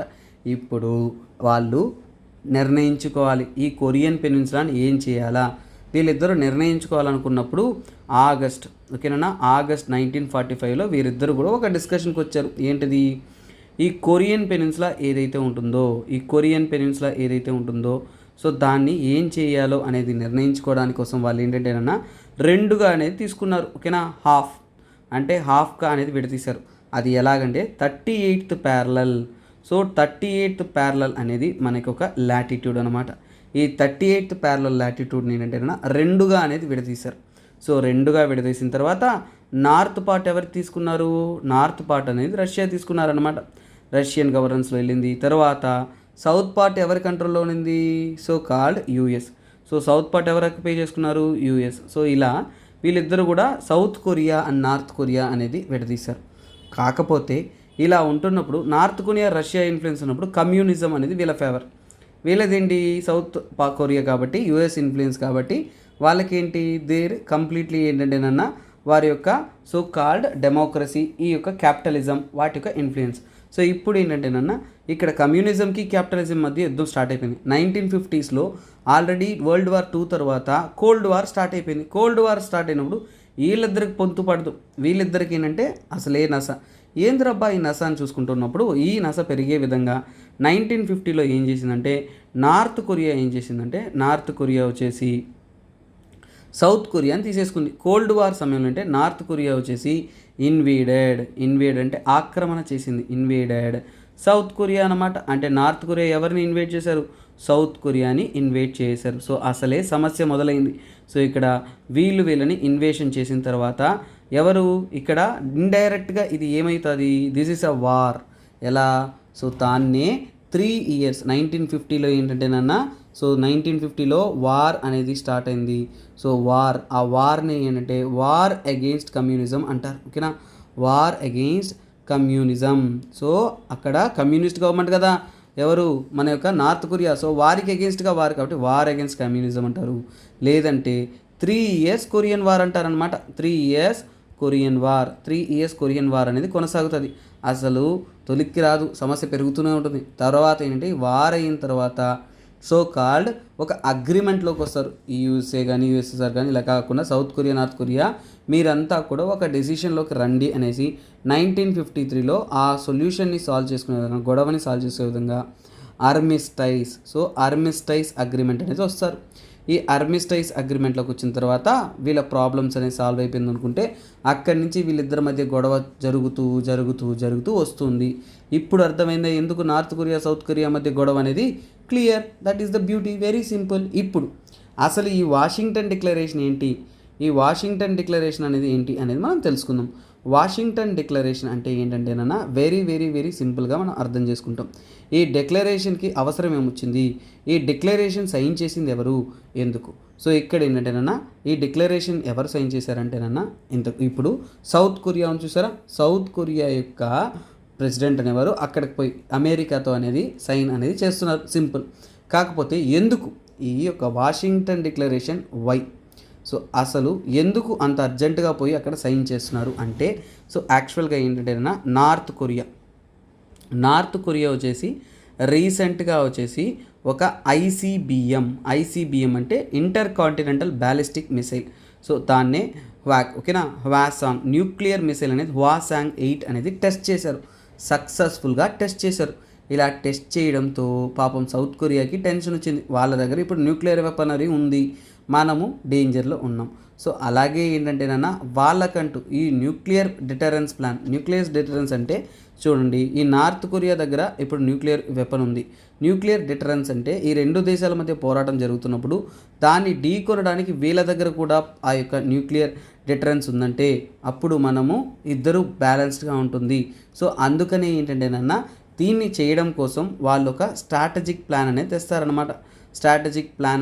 ఈ స్ట్రాటజిక్ ప్లాన్ అనేది ఏంటంటేనన్నా వారు యూఎస్తో ఒక డీల్ కుదుర్చుకోవాలి అని అనుకుంటారు. ఆ డీలే వాషింగ్టన్ డిక్లరేషన్. అయిపోయింది. This is simple. సో వాళ్ళు న్యూక్లియర్ మిసైల్ లాంచ్ చేశారు, మాకు న్యూక్లియర్ మిసైల్ ఉంటే బాగుంది అనుకుంటున్నారు. వెంటనే ఏంటంటే అక్కడికి వెళ్తున్నారు. ఇక్కడ ఒపీనియన్ ఏంటంటేనన్నా సౌత్ కొరియాకి ఇప్పుడు న్యూక్లియర్ డీల్ కావాలి, న్యూక్లియర్ వెపనరీ కావాలి. సో దానికోసం వాషింగ్టన్ డిక్లరేషన్ సైన్ చేశారు. యూఎస్ దగ్గర పోయి అడిగారు. ఇప్పుడు ఏంటంటేనన్నా ఇప్పుడు ఈ అగ్రిమెంట్ ఏంటి? ఈ వాషింగ్టన్ డిక్లరేషన్ అనేది ఏంటి? వాట్ అంటే ఏంటి? ఈ వాషింగ్టన్ డిక్లరేషన్ ఏం చెప్తుందంటే వెరీ సింపుల్. ఏంటంటేనన్నా అమెరికాకి చెందిన ఈ వాషింగ్టన్ డిక్లరేషన్ అంటే American nuclear ballistic submarine. So అంటే న్యూక్లియర్ మిసైల్తో ఉంటున్న బ్యాలిస్టిక్ సబ్మెరైన్ అనేది ఎక్కడికి వస్తుందంటేనన్నా అది ఏంటంటేనన్నా కొరియన్ పెనిన్సులాలో అంటే ఏంటంటేనన్నా సౌత్ కొరియా దగ్గర డిప్లాయ్ చేస్తారు. సౌత్ కొరియా దగ్గర సముద్రంలో అనేది వాళ్ళు డిప్లాయ్ అనేది చేస్తారు. అంటే వీళ్ళకి సపోర్టివ్గా అనేది వారు వస్తారు. తర్వాత ఆ యొక్క అందులో ఏంటంటే న్యూక్లియర్ కన్సల్టివ్ గ్రూప్ ఒకటి ఫామ్ చేస్తారు. ఏంటది? న్యూక్లియర్ కన్సల్టివ్ గ్రూప్ అనేది కూడా ఒకటి ఫామ్ చేస్తారు. ఈ న్యూక్లియర్ కన్సల్టివ్ గ్రూప్ ద్వారా ఏంటంటేనన్నా వారు ఎలాంటి ప్రిన్సిపల్స్ ఫాలో అవ్వాలి, ఏం చేయాలి, అలాగే న్యూక్లియర్ ఆయుధాలు వారు ఉపయోగిస్తే మనం ఉపయోగిస్తాం అనే విధంగా దాంట్లో అడ్వాన్స్మెంట్ చేయడానికి. ఎప్పుడైనా కానీ వారి దగ్గర మాత్రమే ఉందంటే అప్పుడు భయం ఉండదు, మన దగ్గర ఉందంటే భయపడతారు అనేసి వీళ్ళ అడ్వాన్స్మెంట్. కాకపోతే ఇందులో ఎన్నో అపోహలు అనేది ఉన్నాయి.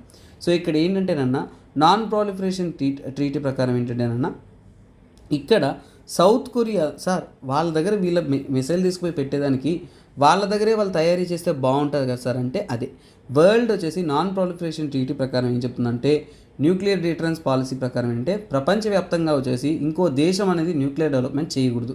ఇది చట్టరీత్యా ప్రపంచ దేశాలన్నింటిలో కూడా సో ఏంటంటే న్యూక్లియర్ ప్రొడక్షన్ ఓకేనా, న్యూక్లియర్ ప్రొడక్షన్ అనేది మనం కంట్రోల్ చేయాలి, న్యూక్లియర్ ప్రొడక్షన్ అనేది చేయకూడదు, అది తప్పు అనేది మనము చట్టరీత్యా అంటే నాన్ ప్రొలిఫరేషన్ ట్రీటీలో మనము సంతకాలను చేసుకున్నాం. Nuclear production must be control ఓకేనా. సో అంటే కంట్రోల్ కాదు అసలు చేయకూడదు, కొత్త దేశం అనేది చేయకూడదు. అందుకనే ఏంటంటే కంట్రోల్ చేయడం కోసం ఎక్కడ వరల్డ్ వైడ్ ప్రపంచవ్యాప్తంగా కూడా న్యూక్లియర్ ప్రొడక్షన్ని కంట్రోల్ చేయడం కోసం అనేది మనము చట్టాలు అనేది ఉన్నాయి, అందుకని దాన్ని ఉల్లంఘించలేరు. కాకపోతే కొరియన్ ప్రజలు దీన్ని నచ్చట్ల. కొరియాలో ఉంటున్న ప్రజలు ఏం చెప్తారు, వాళ్ళ దేశం వాళ్ళు మన దాంట్లో తెచ్చి యొక్క ఆయుధాలు పెట్టడానికన్నా కానీ మనం ఆయుధాలు కొనుక్కుంటే బెటర్ కదా అనేది అంటున్నారు. సో ఇది అలాగే ఏంటంటేనన్నా ఇది ఫిజికల్గానే మనకు కూడా థ్రెట్. ఇప్పుడు యూఎస్ఏ వాళ్ళు చేసి ఇక్కడికి వచ్చి ఆధిపత్యం చేశారంటే ఇప్పుడు మన దేశానికి స్వతంత్రం లేకుండా పోతుంది కదా అనేది వాళ్ళు చెబుతున్నారనమాట. సో ఇది లార్జ్ అంటే ప్రజల మధ్య వీళ్ళ మధ్య అంటే చాలా వరకు ఈ యొక్క కాంప్లెక్స్ ఇష్యూస్గా అనేది వస్తుంది. ఇద్దరి మధ్య ఏంటంటే ఒక మల్టిపుల్ ఎండెడ్గా అనేది చెప్తున్నారు. గవర్నమెంట్ ఏమో ఒకవైపు నార్త్ కొరియాని ఫేస్ చేయాలి, ఒకవైపు వేరే ఛాన్స్ లేక యూఎస్ఏ అనేది వాళ్ళు ఎప్పటి నుంచో వాళ్ళకి స్ట్రాంగ్ రిలేషన్షిప్ కాబట్టి వాళ్ళనే పోయి అడగాల్సిన సమస్య అనేది ఉంది. సో ఇదే ఇక్కడ ఉంటున్న so called Washington declaration. Very simple and clear and డీటెయిల్గా మనం చూసుకున్నాం అనమాట. సో నెక్స్ట్ కరెంట్ అఫైర్స్లో ఏంటంటే ఆర్ట్ అండ్ కల్చర్లో దీన్ని ఇంపార్టెంట్గా తీసుకోవచ్చు. సో కాకపోతే ఇది మనము ఇక్కడ చూసారంటే కారైకుడి ఆర్ మణి. సో ఈయన అంటే ఏంటన్నా మృదంగం ఎక్స్పర్ట్, చాలా గొప్ప వ్యక్తి, లెజెండరీ మృదంగం ఎక్స్పర్ట్. వయసు అయిపోయింది కాబట్టి చనిపోయారు. ఆర్ట్ అండ్ కల్చర్లో ఏంటంటే ఈ మృదంగం అంటే ఏంటో మీకు ఇంపార్టెంట్. సో ఏ ఒక్క పాయింట్లో అయినా కానీ ఎగ్జామ్ పాయింట్ ఆఫ్ వ్యూలో మనం మార్చేసుకోవచ్చు అన్న. అలాగే మనం చదవాలా మృదంగం ఏమంటారు, దీన్ని మృదంగం అంటారు ఓకేనా. సో మృదంగం, సో ఇది మృదంగం అంటే ఏంటి, సో మన ఇండియాలో వన్ ఆఫ్ ద ఇన్స్ట్రుమెంట్స్లో చూడండి, ఇన్స్ట్రుమెంటేషన్స్లో వన్ ఆఫ్ ద ఓల్డెస్ట్ అని కూడా చెప్పచ్చు. ఓల్డెస్ట్ అంటే సుమారుగా 2000 సంవత్సరాలు 200 years ఓల్డర్ ఈ యొక్క మృదంగం అన్నమాట. ఇది చాలా వరకు ఏంటంటేనా సౌత్ ఇండియాలో ఎక్కువగా ఉపయోగిస్తారు. సో ఎక్కడ ఎక్కువగా ఉపయోగిస్తారు, సౌత్ ఇండియాలోనే ఎక్కువగా ఉపయోగిస్తారు. అలాగే ఏంటంటేనన్నా ఇది బైఫేషియల్ డ్రమ్. బైఫేషియల్ అంటే రెండు పక్కల వాయిస్తారనమాట ఓకేనా, రెండు చంపలు వాయించినట్టు రెండు పక్కల వాయిస్తారు. అలాగే ఇది కర్ణాటిక్ మ్యూజిక్లో ఎక్కువగా అద్భుతంగా అనేది ఉపయోగిస్తారు. సో కర్ణాటిక్ మ్యూజిక్కి చాలా వరకు ప్రముఖమైన ఇన్స్ట్రుమెంట్ అన్నమాట, సౌత్ ఇండియాలో ఎక్కువగా ఉపయోగిస్తారు. దీన్ని మత్తలం అంటారు, కొందరు మద్దలం అంటారు, మద్దల్ అంటారు ఓకేనా. సో మద్దలం, మత్తలం, సో ఒక్కొక్క ప్రాంతాల్లో పేర్లు అనేది ఉంటాయి. సో ఈ నేమ్స్తో కూడా ఏంటని పిలుస్తారు. సో ఇలా కూడా నోన్ యాజ్ ఓకేనా, నోన్ యాజ్ అంటే ఇలా కూడా మనం పిలుస్తూ ఉంటాం పేరుతో. అలాగే ఏంటంటేనన్నా సో రెండు వైపులా హ్యాండ్స్ అండ్ ఫింగర్స్తో దీన్ని వాయిస్తూ ఉంటారు.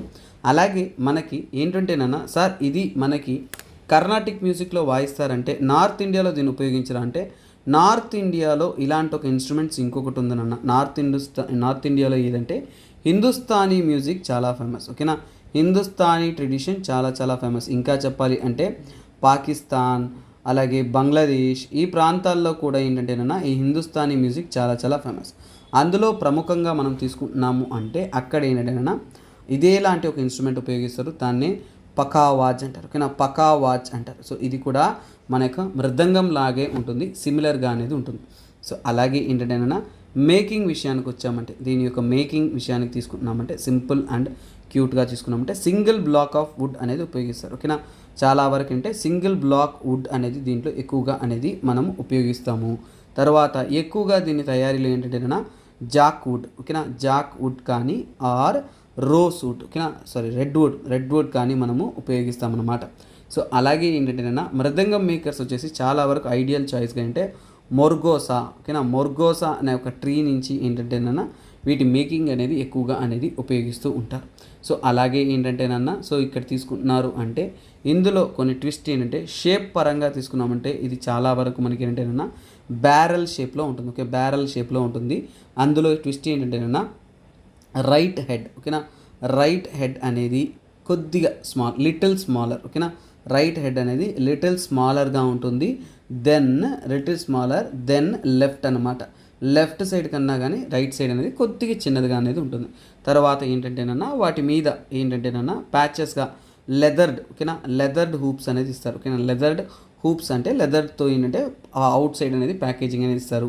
సో అలాగే వాటి చుట్టూ ఏంటంటే ఒక బ్రేస్ లాగా ట్యూనింగ్ ఇస్తూ అంతా కనెక్ట్ చేస్తూ వాటన్నిటిని కూడా పిచ్కి అనుకూలంగా, సో అంటే అక్కడ మనం మ్యూజిక్ ప్రొడ్యూస్ చేసే విధంగా ఏంటంటేనన్నా వాటిని రూపొందిస్తారు. ఆర్ట్ అండ్ కల్చర్లో మృదంగం ఇంపార్టెంట్ కాబట్టి దాన్ని చాలా సింపుల్ అండ్ క్యూట్గా మీకు అందించాను అనమాట. సో నెక్స్ట్ ఆర్టికల్ వచ్చేసిన సీసీటీవీ కెమెరాస్ నిజంగా మనకి, ఓకేనా, ప్రొటెక్షనా లేదంటే మన ప్రైవసీని తీసుకుంటుందా అనే దాన్ని ప్రైవసీ మీద, సో అలాగే ఏంటంటే ప్రైవసీ అన్నప్పుడు ఎథికల్ కాన్సెప్ట్స్ మీద మీకు వస్తుంది, ఎథిక్స్లో వస్తుంది. కానీ సీసీటీవీ కెమెరా సెక్యూరిటీ పర్పస్ కాబట్టి మనకి ఇంటర్నల్ సెక్యూరిటీ, క్రైమ్ రిడక్షన్ వాటికి రిలేటెడ్ ఆర్టికల్స్లో వస్తుందన్నమాట. సరే, సో ఇప్పుడు ఈ టాపిక్ అనేది ఒపీనియన్ పేజ్లో హిందూలో ఉన్నాయి. సో దాని గురించి మనం తెలుసుకుందాం. సో ఇవంతా కూడా మెయిన్స్ లెవెల్ ఆర్టికల్ అన్న. సో మెయిన్స్ లెవెల్ ఆర్టికల్లో important. First of all CCTVs అనేది ఎందుకు మనం సమస్యగా చూస్తున్నాము అంటే, సీసీటీవీస్ విషయానికి వచ్చాము అంటే ఏంటంటే ఇండియాలో ముఖ్యంగా తీసుకున్నారు అంటే అందులో ప్రముఖంగా ఢిల్లీ అండ్, ఓకేనా, ఢిల్లీ మరియు చెన్నై. ఢిల్లీ అండ్ చెన్నైలో ఏంటంటేనన్నా సీసీటీవీలు చైనాలో ఉండే సిటీల కంటే కూడా ఎక్కువ ఉన్నాయి, ఓకేనా. మోర్ దెన్ చైనా సిటీస్ అంటే చైనాలో ఉండే సిటీస్ కంటే కూడా ఇక్కడ ఎక్కువ ఉన్నాయనేది చెబుతున్నారన్నమాట. తర్వాత ఏంటంటేనన్నా చాలా వరకు సీసీటీవీస్ ఎందుకు చెప్తున్నారు అంటే రెడ్యూస్ క్రైమ్, ఓకేనా. రెడ్యూస్ క్రైమ్ అంటే క్రైమ్ని తగ్గిస్తుందని చెప్తున్నారు. అంటే మనం తెలుసు కదనన్నా, ఒక దొంగలు పడుతున్నారంటే సీసీటీవీ ఉందంటే దొరికిపోతాం కాబట్టి తక్కువ, అవునా కదా. సో ప్రజలందరూ కూడా వాటిని స్టడీ చేసి దాన్ని బట్టి కదా చూస్తున్నారు. సో అలాగే ఏంటంటేనన్నా రీసెంట్గా సర్వేలు కూడా చేశారు. సర్వే ప్రకారం అఫీషియల్ సర్వేస్ చేసినప్పుడు ఆ సర్వే ప్రకారం ఏం చెప్తున్నారు అంటే, సో కుటుంబాలు, ఓకేనా, సో సర్వే ప్రకారం అంటే 3/4 ఫ్యామిలీస్ అంటే సో 4/3 ఏమని చెప్తున్నారు అంటే సీసీటీవీస్ అనేది ఇంటి ముందర వేసుకోవడం మంచిది అని చెప్తున్నారు. అంటే ఏంటి, సీసీటీవీ కెమెరాస్ అనేది వాళ్ళకి సేఫ్టీ అని చెప్తున్నారు. సీసీటీవీ కెమెరాస్ అనేది సేఫ్టీని అష్యూర్ చేస్తుంది, వాళ్ళకి భద్రత అనేది అష్యూర్ చేస్తుంది అనేది వాళ్ళే చెబుతున్నారన్నమాట. తర్వాత ఏంటంటేనన్నా ఇలా చాలా కన్సర్న్స్ ఉన్నప్పుడు ప్రైవసీ, మొన్న ఒక ఫర్ ఎగ్జాంపుల్ అంటే ఒక వీడియో చూసాను. పాపం పిల్లలు ఫర్ ఎగ్జాంపుల్ ఏంటంటే వాళ్ళ ప్రైవేట్ కొన్ని పొజిషన్స్ ఇవన్నీ కూడా ఏంటంటే వీడియోస్ చాలా వరకు సీసీటీవీ నుంచి కూడా రిలీజ్ అవుతుంది. సో అంటే ఏంటి, ప్రైవసీ అనేది అక్కడ లేదు అనేది ఇక్కడ రైజ్ చేస్తుంది. అంటే ప్రజల యొక్క ప్రైవసీని హిండర్ చేస్తుంది సీసీటీవీ కెమెరాలు అనేది కొందరు వాదిస్తున్నారు. సో ఇక్కడ ఏంటంటేనన్నా సో సీసీటీవీ యొక్క రోల్ అనేది చూస్తాం. సో ఫర్ ఎగ్జాంపుల్ ఏంటంటేనన్నా రోల్ అంటే సీసీటీవీ యొక్క పరిస్థితి ఏంటి, సో వాటి యొక్క రోల్ తీసుకుంటున్నాము అంటే ఏంటంటేనన్నా సీసీటీవీ అనేది చాలా వరకు ఏంటంటేనన్నా ఇది చాలా వరకు క్రిమినల్స్ని, ఓకేనా, క్రిమినల్స్ని యాక్టివిటీస్ చేయకుండా అడ్డుకోవడానికి ఒక రకంగా అనేది హెల్ప్ అవుతుంది. క్రిమినల్స్ని అలాగే పొటెన్షియల్ క్రిమినల్ యాక్టివిటీస్ని, ఓకేనా, సో వాటిని రికార్డ్ చేస్తుంది. కాబట్టి మనకి ఈజీగా అనేది వాటిని మనము అవాయిడ్ చేయొచ్చు. క్రిమినల్స్ని క్రైమ్ చేయకుండా అడ్డుకోవచ్చు, అవాయిడ్ చేయడానికి ఇది హెల్ప్ అవుతుంది. అవాయిడ్ ఒకవైపు, తర్వాత ఏంటంటేనన్నా సో ఎవిడెన్స్గా అనేది యూస్ అవుతుంది ఎక్కడ, ఇన్వెస్టిగేషన్లో. సో ఇది మనకి బెనిఫిట్స్ అనమాట. ఇన్వెస్టిగేషన్లో ఏంటంటే ఇన్వెస్టిగేషన్స్లో మనకి ఇది ఎవిడెన్స్గా అనేది మనం తీసుకోవచ్చు.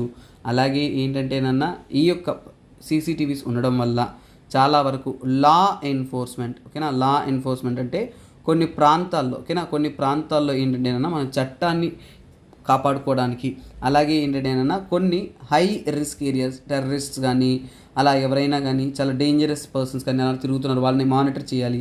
అలాంటి హై రిస్క్ ఏరియాస్ని మానిటర్ చేయడానికి, సస్పీషియస్గా ఏదైనా యాక్టివిటీస్ జరుగుతుందా లేదా అనేది తెలుసుకోవడానికి అనేది గవర్నమెంట్కి అనేది అలాగే ఇన్వెస్టిగేషన్ ఆఫీసర్స్కి అనేది ఇది ఉపయోగపడుతుంది అన్నమాట. తర్వాత ఏంటంటేనన్నా క్రౌడ్ కంట్రోల్ ఎక్కువగా ఉన్న, ముఖ్యంగా రైల్వే స్టేషన్, మాల్స్, ఈ సీసీటీవీస్ ఉన్నాయంటే క్రౌడ్ కంట్రోల్ అనేది మనకి ఈజీగా అనేది పాసిబిలిటీ అవుతుంది. తర్వాత వాయిస్ ఓవర్ ద్వారా జస్ట్ అక్కడ పోయి పోలీస్ ఆఫీసర్ చెప్పాల్సిన అవసరం లేదు, ఇక్కడి నుంచే అక్కడున్న ప్రజలని దూరంగా వెళ్ళండి, లైన్లో వెళ్ళండి అనేది అనౌన్స్మెంట్ చేయొచ్చు కదా, యాక్సిడెంట్స్ కాకుండా కాపాడుకోవచ్చు కదా, అలా మనము దీన్ని సంరక్షించుకోవచ్చు. అలాగే ఎమర్జెన్సీ రెస్పాన్స్, సీసీటీవీ ఉందంటే ఎమర్జెన్సీగా రెస్పాండ్ అవ్వే అవకాశం ఎమర్జెన్సీ రెస్పాన్స్కి ఈజీగా అనేది feasibility, natural disaster, fires, terrorist attacks ఇలా జరుగుతున్నప్పుడు ఎమర్జెన్సీ రెస్పాన్సెస్ అనేది సీసీటీవీస్ అనేది మనకి హెల్ప్ అవుతుంది. తర్వాత మనకి ట్రాఫిక్, ఓకేనా, ట్రాఫిక్ని అలాగే ఏంటంటే ట్రాన్స్పోర్ట్ని ఇలా పలు విషయాల్ని మనకి మానిటర్ చేయడానికి ఇది హెల్ప్ అవుతుంది. మరి ప్రాబ్లమ్స్ ఏంటి, వీటిలో వస్తున్న ప్రాబ్లమ్స్ విషయాన్ని తీసుకున్నామంటే సింపుల్ థింగ్ అన్న, right to privacy. So right to privacy, so ఇక్కడ ప్రైవసీని ఇది ఉల్లంఘిస్తుంది అనేది చెబుతున్నారు. కొన్ని ప్రైవసీ లాస్ని సిటిజన్స్ని, ఎందుకంటేనన్నా ఈ సీసీటీవీస్ ఉన్నంత వరకు వేరే పక్కన పెడితే గవర్నమెంట్ అనేది ఈ డేటా అనేది కలెక్ట్ చేసుకున్నాయి అంటే గవర్నమెంట్ ఈ డేటాని మానిటర్ చేస్తూ ఈ డేటాని యూటిలైజ్ చేసుకుంటూ అలాగే ఒకవేళ వీటిని ఏంటంటే మిస్యూజ్ చేసి ఏదైనా కానీ హ్యాకింగ్ చేసి అలాగే ఏంటంటే మిస్యూజ్ చేసుకునేదానికి ఓకేనా ఇది ఛాన్సెస్ ఉన్నాయి. హ్యాకింగ్ మిస్యూజ్ అంటే ఏంటంటే ఇప్పుడు సీసీటీవీ ఉందనుకోండి, ఒక ఇల్లు హ్యాక్ చేసిన ఆ ఇంట్లో ఎవరున్నారు ఏం చేస్తున్నారు అన్ని డీటెయిల్స్ కూర్చొని ఒక థీఫ్ తెలుసుకోగలడు. తర్వాత దాన్ని హ్యాక్ చేసి దాన్ని బ్లాక్ చేసి ఈజీగా దొంగతనం చేసుకోవాలి. అంటే ఏంటి, this can lead to crime. అంటే సీసీటీవీయే క్రైమ్కి దారి తీస్తుంది. క్రైమ్ ప్రొటెక్షన్ ఇంతకుముందు అనలైజ్ చేసాం, కానీ ఇప్పుడు ఏంటి ఇదే క్రైమ్కి దారి చేసే అవకాశం అనేది కూడా ఉంటుందన్నమాట. తర్వాత ఏంటంటేనన్నా కంటిన్యూస్గా ఒక సర్వేలెన్స్, కల్చర్ ఆఫ్ సర్వేలెన్స్. ఖచ్చితంగా ఏంటన్నా ఈ సర్వేలెన్స్లోనే ఉన్న మనకు ఫీలింగ్ అందరికీ కూడా ఏంటంటే ఎవరో మనల్ని చూస్తూ ఉన్నారు అనే ఒక ఫీలింగ్ అనేది ప్రజల్లో అనేది క్రియేట్ అవుతుంది. ప్రైవసీ అక్కడ కాంప్రమైజ్ అయిపోతుంది. అలాగే ఏంటంటే వాళ్ళు యూజ్ చేస్తున్న ఫేషియల్ రికగ్నైజేషన్ టెక్నాలజీ ఏదైతే ఉంటుందో సో అది కంట్రోల్డ్గా లేదు. అంటే ఏంటంటే దాన్ని కంట్రోల్ చేయడానికి చట్టాలు లేవు. ఈ టెక్నాలజీ అనేది చాలా వరకు ఏంటంటే మిస్లీడ్ చేస్తుంది. మిస్లీడ్ అంటే ఫాల్స్ ఇన్ఫర్మేషన్ ఇస్తుంది. అంటే తప్పుగా అనేది ఇంకొకరిని డిటెక్ట్ చేయడానికి, ఒక అమాయకుడిని అరెస్ట్ చేయడానికి, అమాయకుడిని క్రిమినల్గా పొట్రే చేయడానికి అలా ఇది మారిపోయే అవకాశాలు ఉన్నాయి. అలాగే ఈ యొక్క ఫేషియల్ రికగ్నైజేషన్ టెక్నాలజీ కంట్రోల్ చేయడానికి మన దేశంలో చట్టం లేదు. సో తర్వాత తీసుకున్నారు అంటే ఇది చాలా వరకు ఏంటంటేనన్నా సో ఈ సీసీటీవీస్ అనేది కొన్నిసార్లు మార్జినలైజ్డ్ కమ్యూనిటీస్ని మార్జినలైజ్డ్ కమ్యూనిటీని డిస్క్రిమినేట్ చేయడానికి ఓకేనా, మార్జినలైజ్డ్ పీపుల్ ఎవరైతే ఉన్నారో సో వారిని వెనకబడిన వర్గాలు వాళ్ళని ఏంటంటే డిస్క్రిమినేట్ చేయడానికి కూడా వీటిని మిస్యూస్ అనేది చేయొచ్చు అనేది చెప్తున్నాను. ఎందుకంటే మెయిన్స్లో పోతున్నప్పుడు ఈ టాపిక్లో నెగటివ్స్ అనేది చాలామందికి దొరకదు, అందుకనే ఇది చాలా వరకు మనము చూడాలి. సో తర్వాత ఏంటంటే యూకేలో ఒక సర్వే చేశారు.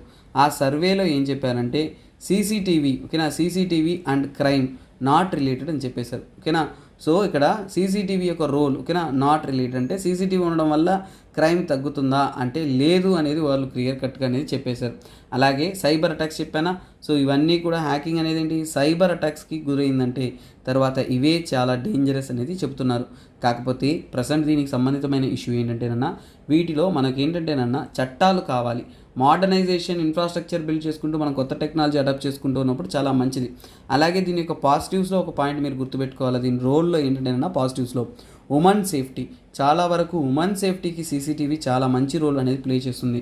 చాలా వరకు సీసీటీవీ ద్వారా ఏంటంటే ఉమెన్కి అగేన్స్ట్గా క్రైమ్ జరుగుతున్న వాటిని మనం గుర్తించి అలాగే వెంటనే యాక్షన్ తీసుకోవడానికి పోలీస్ డిపార్ట్మెంట్స్కి వాటికి ఎంతో సాయం అనేది చేస్తుంది. ఇలా పాజిటివ్స్ అండ్ నెగిటివ్స్ రిలేటెడ్గా కాన్సెప్ట్స్ చదువుతున్నప్పుడు మీకు మెయిన్స్లో అనేది ఇవి చాలా చాలా చాలా హెల్ప్ అవుతుంది అన్నమాట. సో చూడండి, ఇది మ్యాప్ రిలేటెడ్ నాన్న. సో మనం క్లాస్లో చదువుతున్నప్పుడు ఏదైనా ఆర్టికల్ మ్యాప్ రిలేటెడ్ ఉన్నప్పుడు మ్యాప్ చూద్దాం మనం. సో చూడండి, రువాండా అనేది ఎక్కడుందో మనకు డౌట్ వస్తుంది. ఈ రువాండా అనేది ఆఫ్రికాలో ఉన్న ఒక కంట్రీ అనమాట.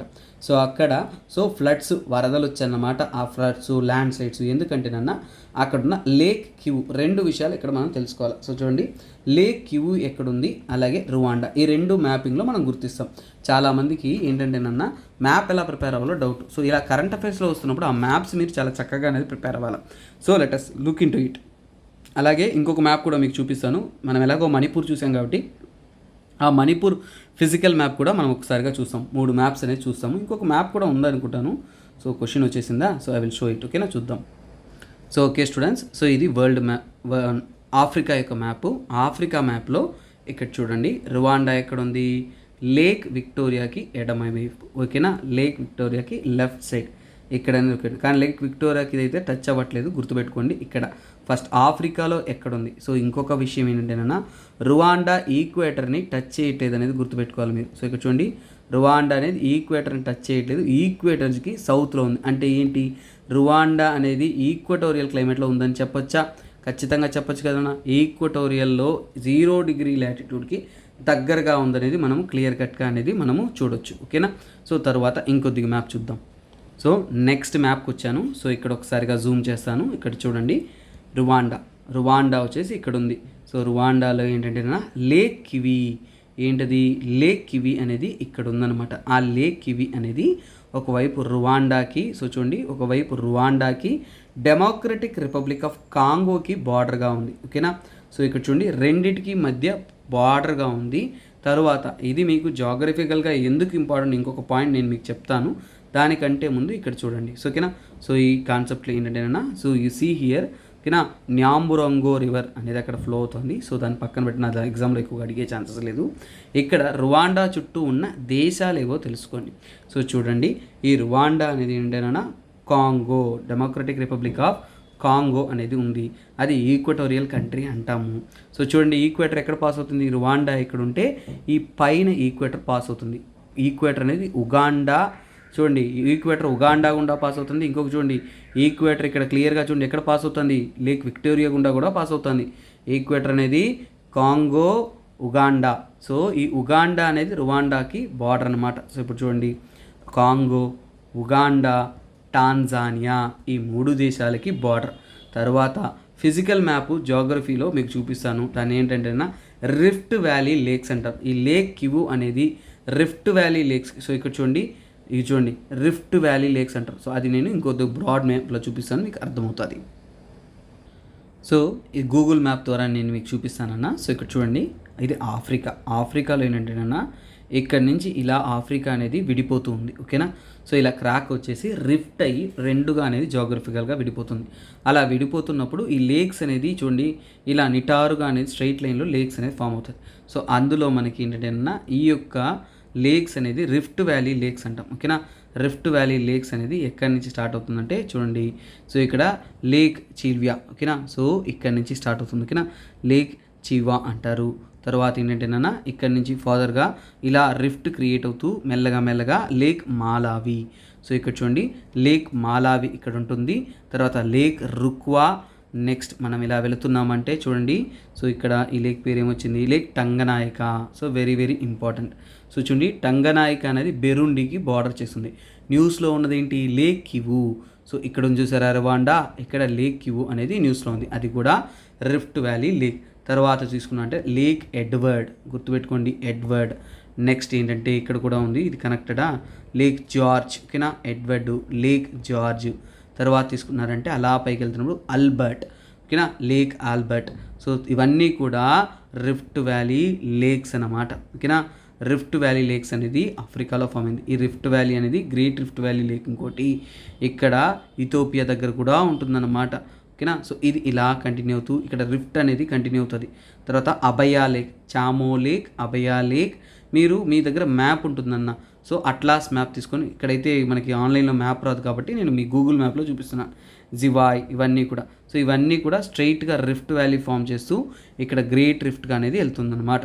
సో ఇందులో ఈ సీక్వెన్స్లో ఉన్న రివర్స్ ఈ యొక్క లేక్స్ అనేది చాలా చాలా ఇంపార్టెంట్. సో ఈ సీక్వెన్స్ ఉన్నాయి కదా, ఇవన్నీ కూడా మీరు గుర్తుపెట్టుకోవాలా, very very important.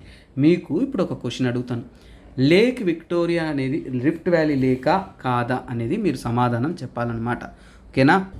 So next ఈరోజు మ్యాప్ సెషన్లో ఇంపాల్ చూపిస్తా అన్నాను. సో ఇక్కడ చూడండి ఇదేంది లైట్ వైట్ ప్యాచెస్ ఉన్నాయి కదా, ఇదంతా కూడా గ్రీన్గా ఉంది కదా. ఇంతకుముందు నేను ఫుట్బాల్ క్రికెట్ గ్రౌండ్తో పోల్చి చెప్పాను కదా.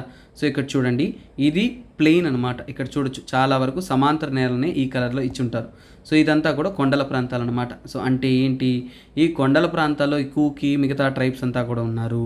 ఈ మీతి ట్రైబ్స్ ఓన్లీ క్యాపిటల్ ఈ ప్రాంతంలో ఎక్కువగా అనేది లొకేట్ అయి ఉన్నారు అనేది మనం చెప్పొచ్చు అనమాట. సో ఇది మణిపూర్. ఓకేనా. లోక్టాక్ లేక్ ఇవన్నీ కూడా చాలా చాలా ఇంపార్టెంట్గా ఉంటుంది. ఇంకా చాలా విషయాలు ఏంటంటేనన్నా మణిపూర్ రిలేటెడ్ మనకు ఉంటుంది. సో ఇది మనం నార్త్ ఈస్ట్లో చాలా ఇంపార్టెంట్ ఎలిమెంట్స్ వస్తాయి, అక్కడ మనం ఇంకా డీటెయిల్గా అనేది చదువుతాం అనమాట. సో మొత్తానికైతే map, current affairs, comprehensive, editorial, text, context అన్నీ కూడా మీకు కాంప్లెక్స్గా అనేది అనలైజ్ చేశానన్న. మీ సపోర్ట్ ఉంటే చాలు, మీకు క్వాలిటీ కంటెంట్ ఎక్కడ డోకా లేకుండా నేను అందిస్తాను.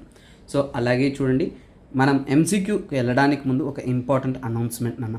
మీరు కరెంట్ అఫైర్స్ అనేది నేను హిందూ అనాలిసిస్ చేస్తున్నాను, కాకపోతే నా హిందూ అనాలిసిస్ మాత్రమే కాకుండా down to earth, PAB, Yojana, Kurukshetra, Indian express, ఇలా పలు సోర్సెస్ నుంచి కూడా కొత్త ఆర్టికల్స్ అనేది వస్తుంది, కొత్త న్యూస్ అనేది వస్తుంది. సో వాటిని కూడా మీరు పొందాలి అనుకుంటున్నారు, అలాంటి ఇన్ఫర్మేషన్స్ కూడా కావాలి అనుకున్నా అంటే స్టూడెంట్స్ కోసం మనము అద్భుతమైన కరెంట్ అఫైర్స్ కోర్స్ అనేది లాంచ్ చేస్తున్నాం నాన్న. సో ఫర్ ఎగ్జాంపుల్ చూడండి, ఈరోజు క్వాడ్ గురించి న్యూస్ ఉంది, శ్రీ అన్న ఉంది, శ్యామ్ ప్రసాద్ ముఖర్జీ పోర్ట్ గురించి ఉంది, బుద్ధ పూర్ణిమ ఉంది. అదన్నీ హిందూలో రాలా, వేరే ఆర్టికల్లో నేనే చదివాను.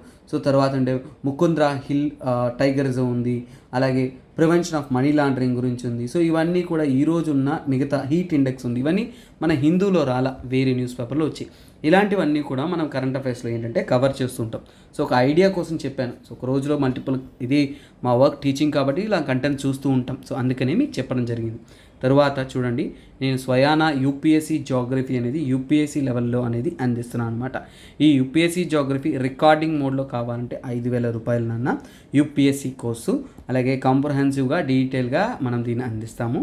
లేదు మీకు లైవ్ క్లాస్ స్టార్ట్ చేయాలి వినాలి అనుకుంటున్నారంటే మే 8కి మార్నింగ్ 7 AM నా క్లాసెస్ అనేది ప్లాన్ చేస్తున్నాము. అప్పటి నుంచి లైవ్ అనేది నేను ప్లాన్ చేస్తున్నాను. సో లైవ్గా అటెండ్ అవ్వాలి అనుకుంటున్నారంటే కూడా మీరు అటెండ్ అవ్వచ్చు. సో కాకపోతే లైవ్ వాళ్ళకి వచ్చేసి 7.5K అనేది మీ యొక్క ఫీజు అనమాట. 7,500 ఫర్ లైవ్ కోర్స్. అంటే ఈ యొక్క 2024 యూపీఎస్సీ అటెంప్ట్ చేస్తున్న వారు, జాగ్రఫీ టఫ్ అనుకుంటున్న వారికి ఈ అవకాశం అద్భుతంగా అనేది హెల్ప్ అవుతుంది. So if you are interested you can contact this contact number నాన్న. They will provide you the multiple information. So అలాగే ఈ రోజు యొక్క అద్భుతమైన ఎంసీక్యూలోకి వెళ్దాము. సో ఎవ్రీ డే మనము ఇలాంటి అద్భుతమైన ఎంసీక్యూ చూడడం వల్ల మీకు యూపీఎస్సీ ఎగ్జామ్ అనేది అటెంప్ట్ చేయడం అనేది ఈజీ అయిపోతుంది. ఎలా క్వశ్చన్ అడుగుతారు, ఎలా డీల్ చేయాలనేది అర్థమవుతుంది. సో ఇది చూడండి, 2022లో ఒక large scale statement based question. Pass చేసుకోండి, థింక్ చేయండి, ఆలోచించండి, ఆన్సర్ ట్రై చేయండి. తప్పైనా పర్లా ట్రై చేయండి, లేదంటే దాన్ని రీసెర్చ్ చేయండి. నెక్స్ట్ క్లాస్లో దీనికైనా ఆన్సర్ అనేది నేను అందిస్తాను అనమాట. సో ఇక్కడ నుంచి చూడండి, మోస్ట్లీ ప్రీవియస్ ఇయర్ క్వశ్చన్స్ అనేది నేను చూద్దాం అనుకుంటున్నాను కరెంట్ అఫైర్స్ కన్నా. కానీ అది మీకు ఒక అవగాహన కానీ ఐడియా అనేది చాలా బ్రాడర్గా అందిస్తుంది అనేది నా ఆలోచన. సో ఓకే అంటే మీ కమెంట్స్ చేయండి, సో మనకు తెలుస్తుంది. అలాగే ఈ వీడియో ఎంతో ఎఫర్ట్గా మీకు అందిస్తూ ఉన్నాం. ఈ వీడియో నచ్చిందంటే మీకు ఖచ్చితంగా మీ యొక్క వాల్యుబుల్ కమెంట్స్ అనేది పోస్ట్ చేయండి. That will be a major boosting factor to us. ఎందుకంటే ఇది లైవ్ క్లాస్ కదా ఇంటరాక్ట్ అవ్వడానికి. సో మీ కమెంట్స్ ద్వారానే మాకు అర్థమవుతూ ఉంటుంది, మీకు అర్థమైంది అనేది. ఓకేనా? Thank you guys, thanks for the day. Will be joining you in next beautiful session. This is me SPR signing off. Have a nice day. Bye bye, take care.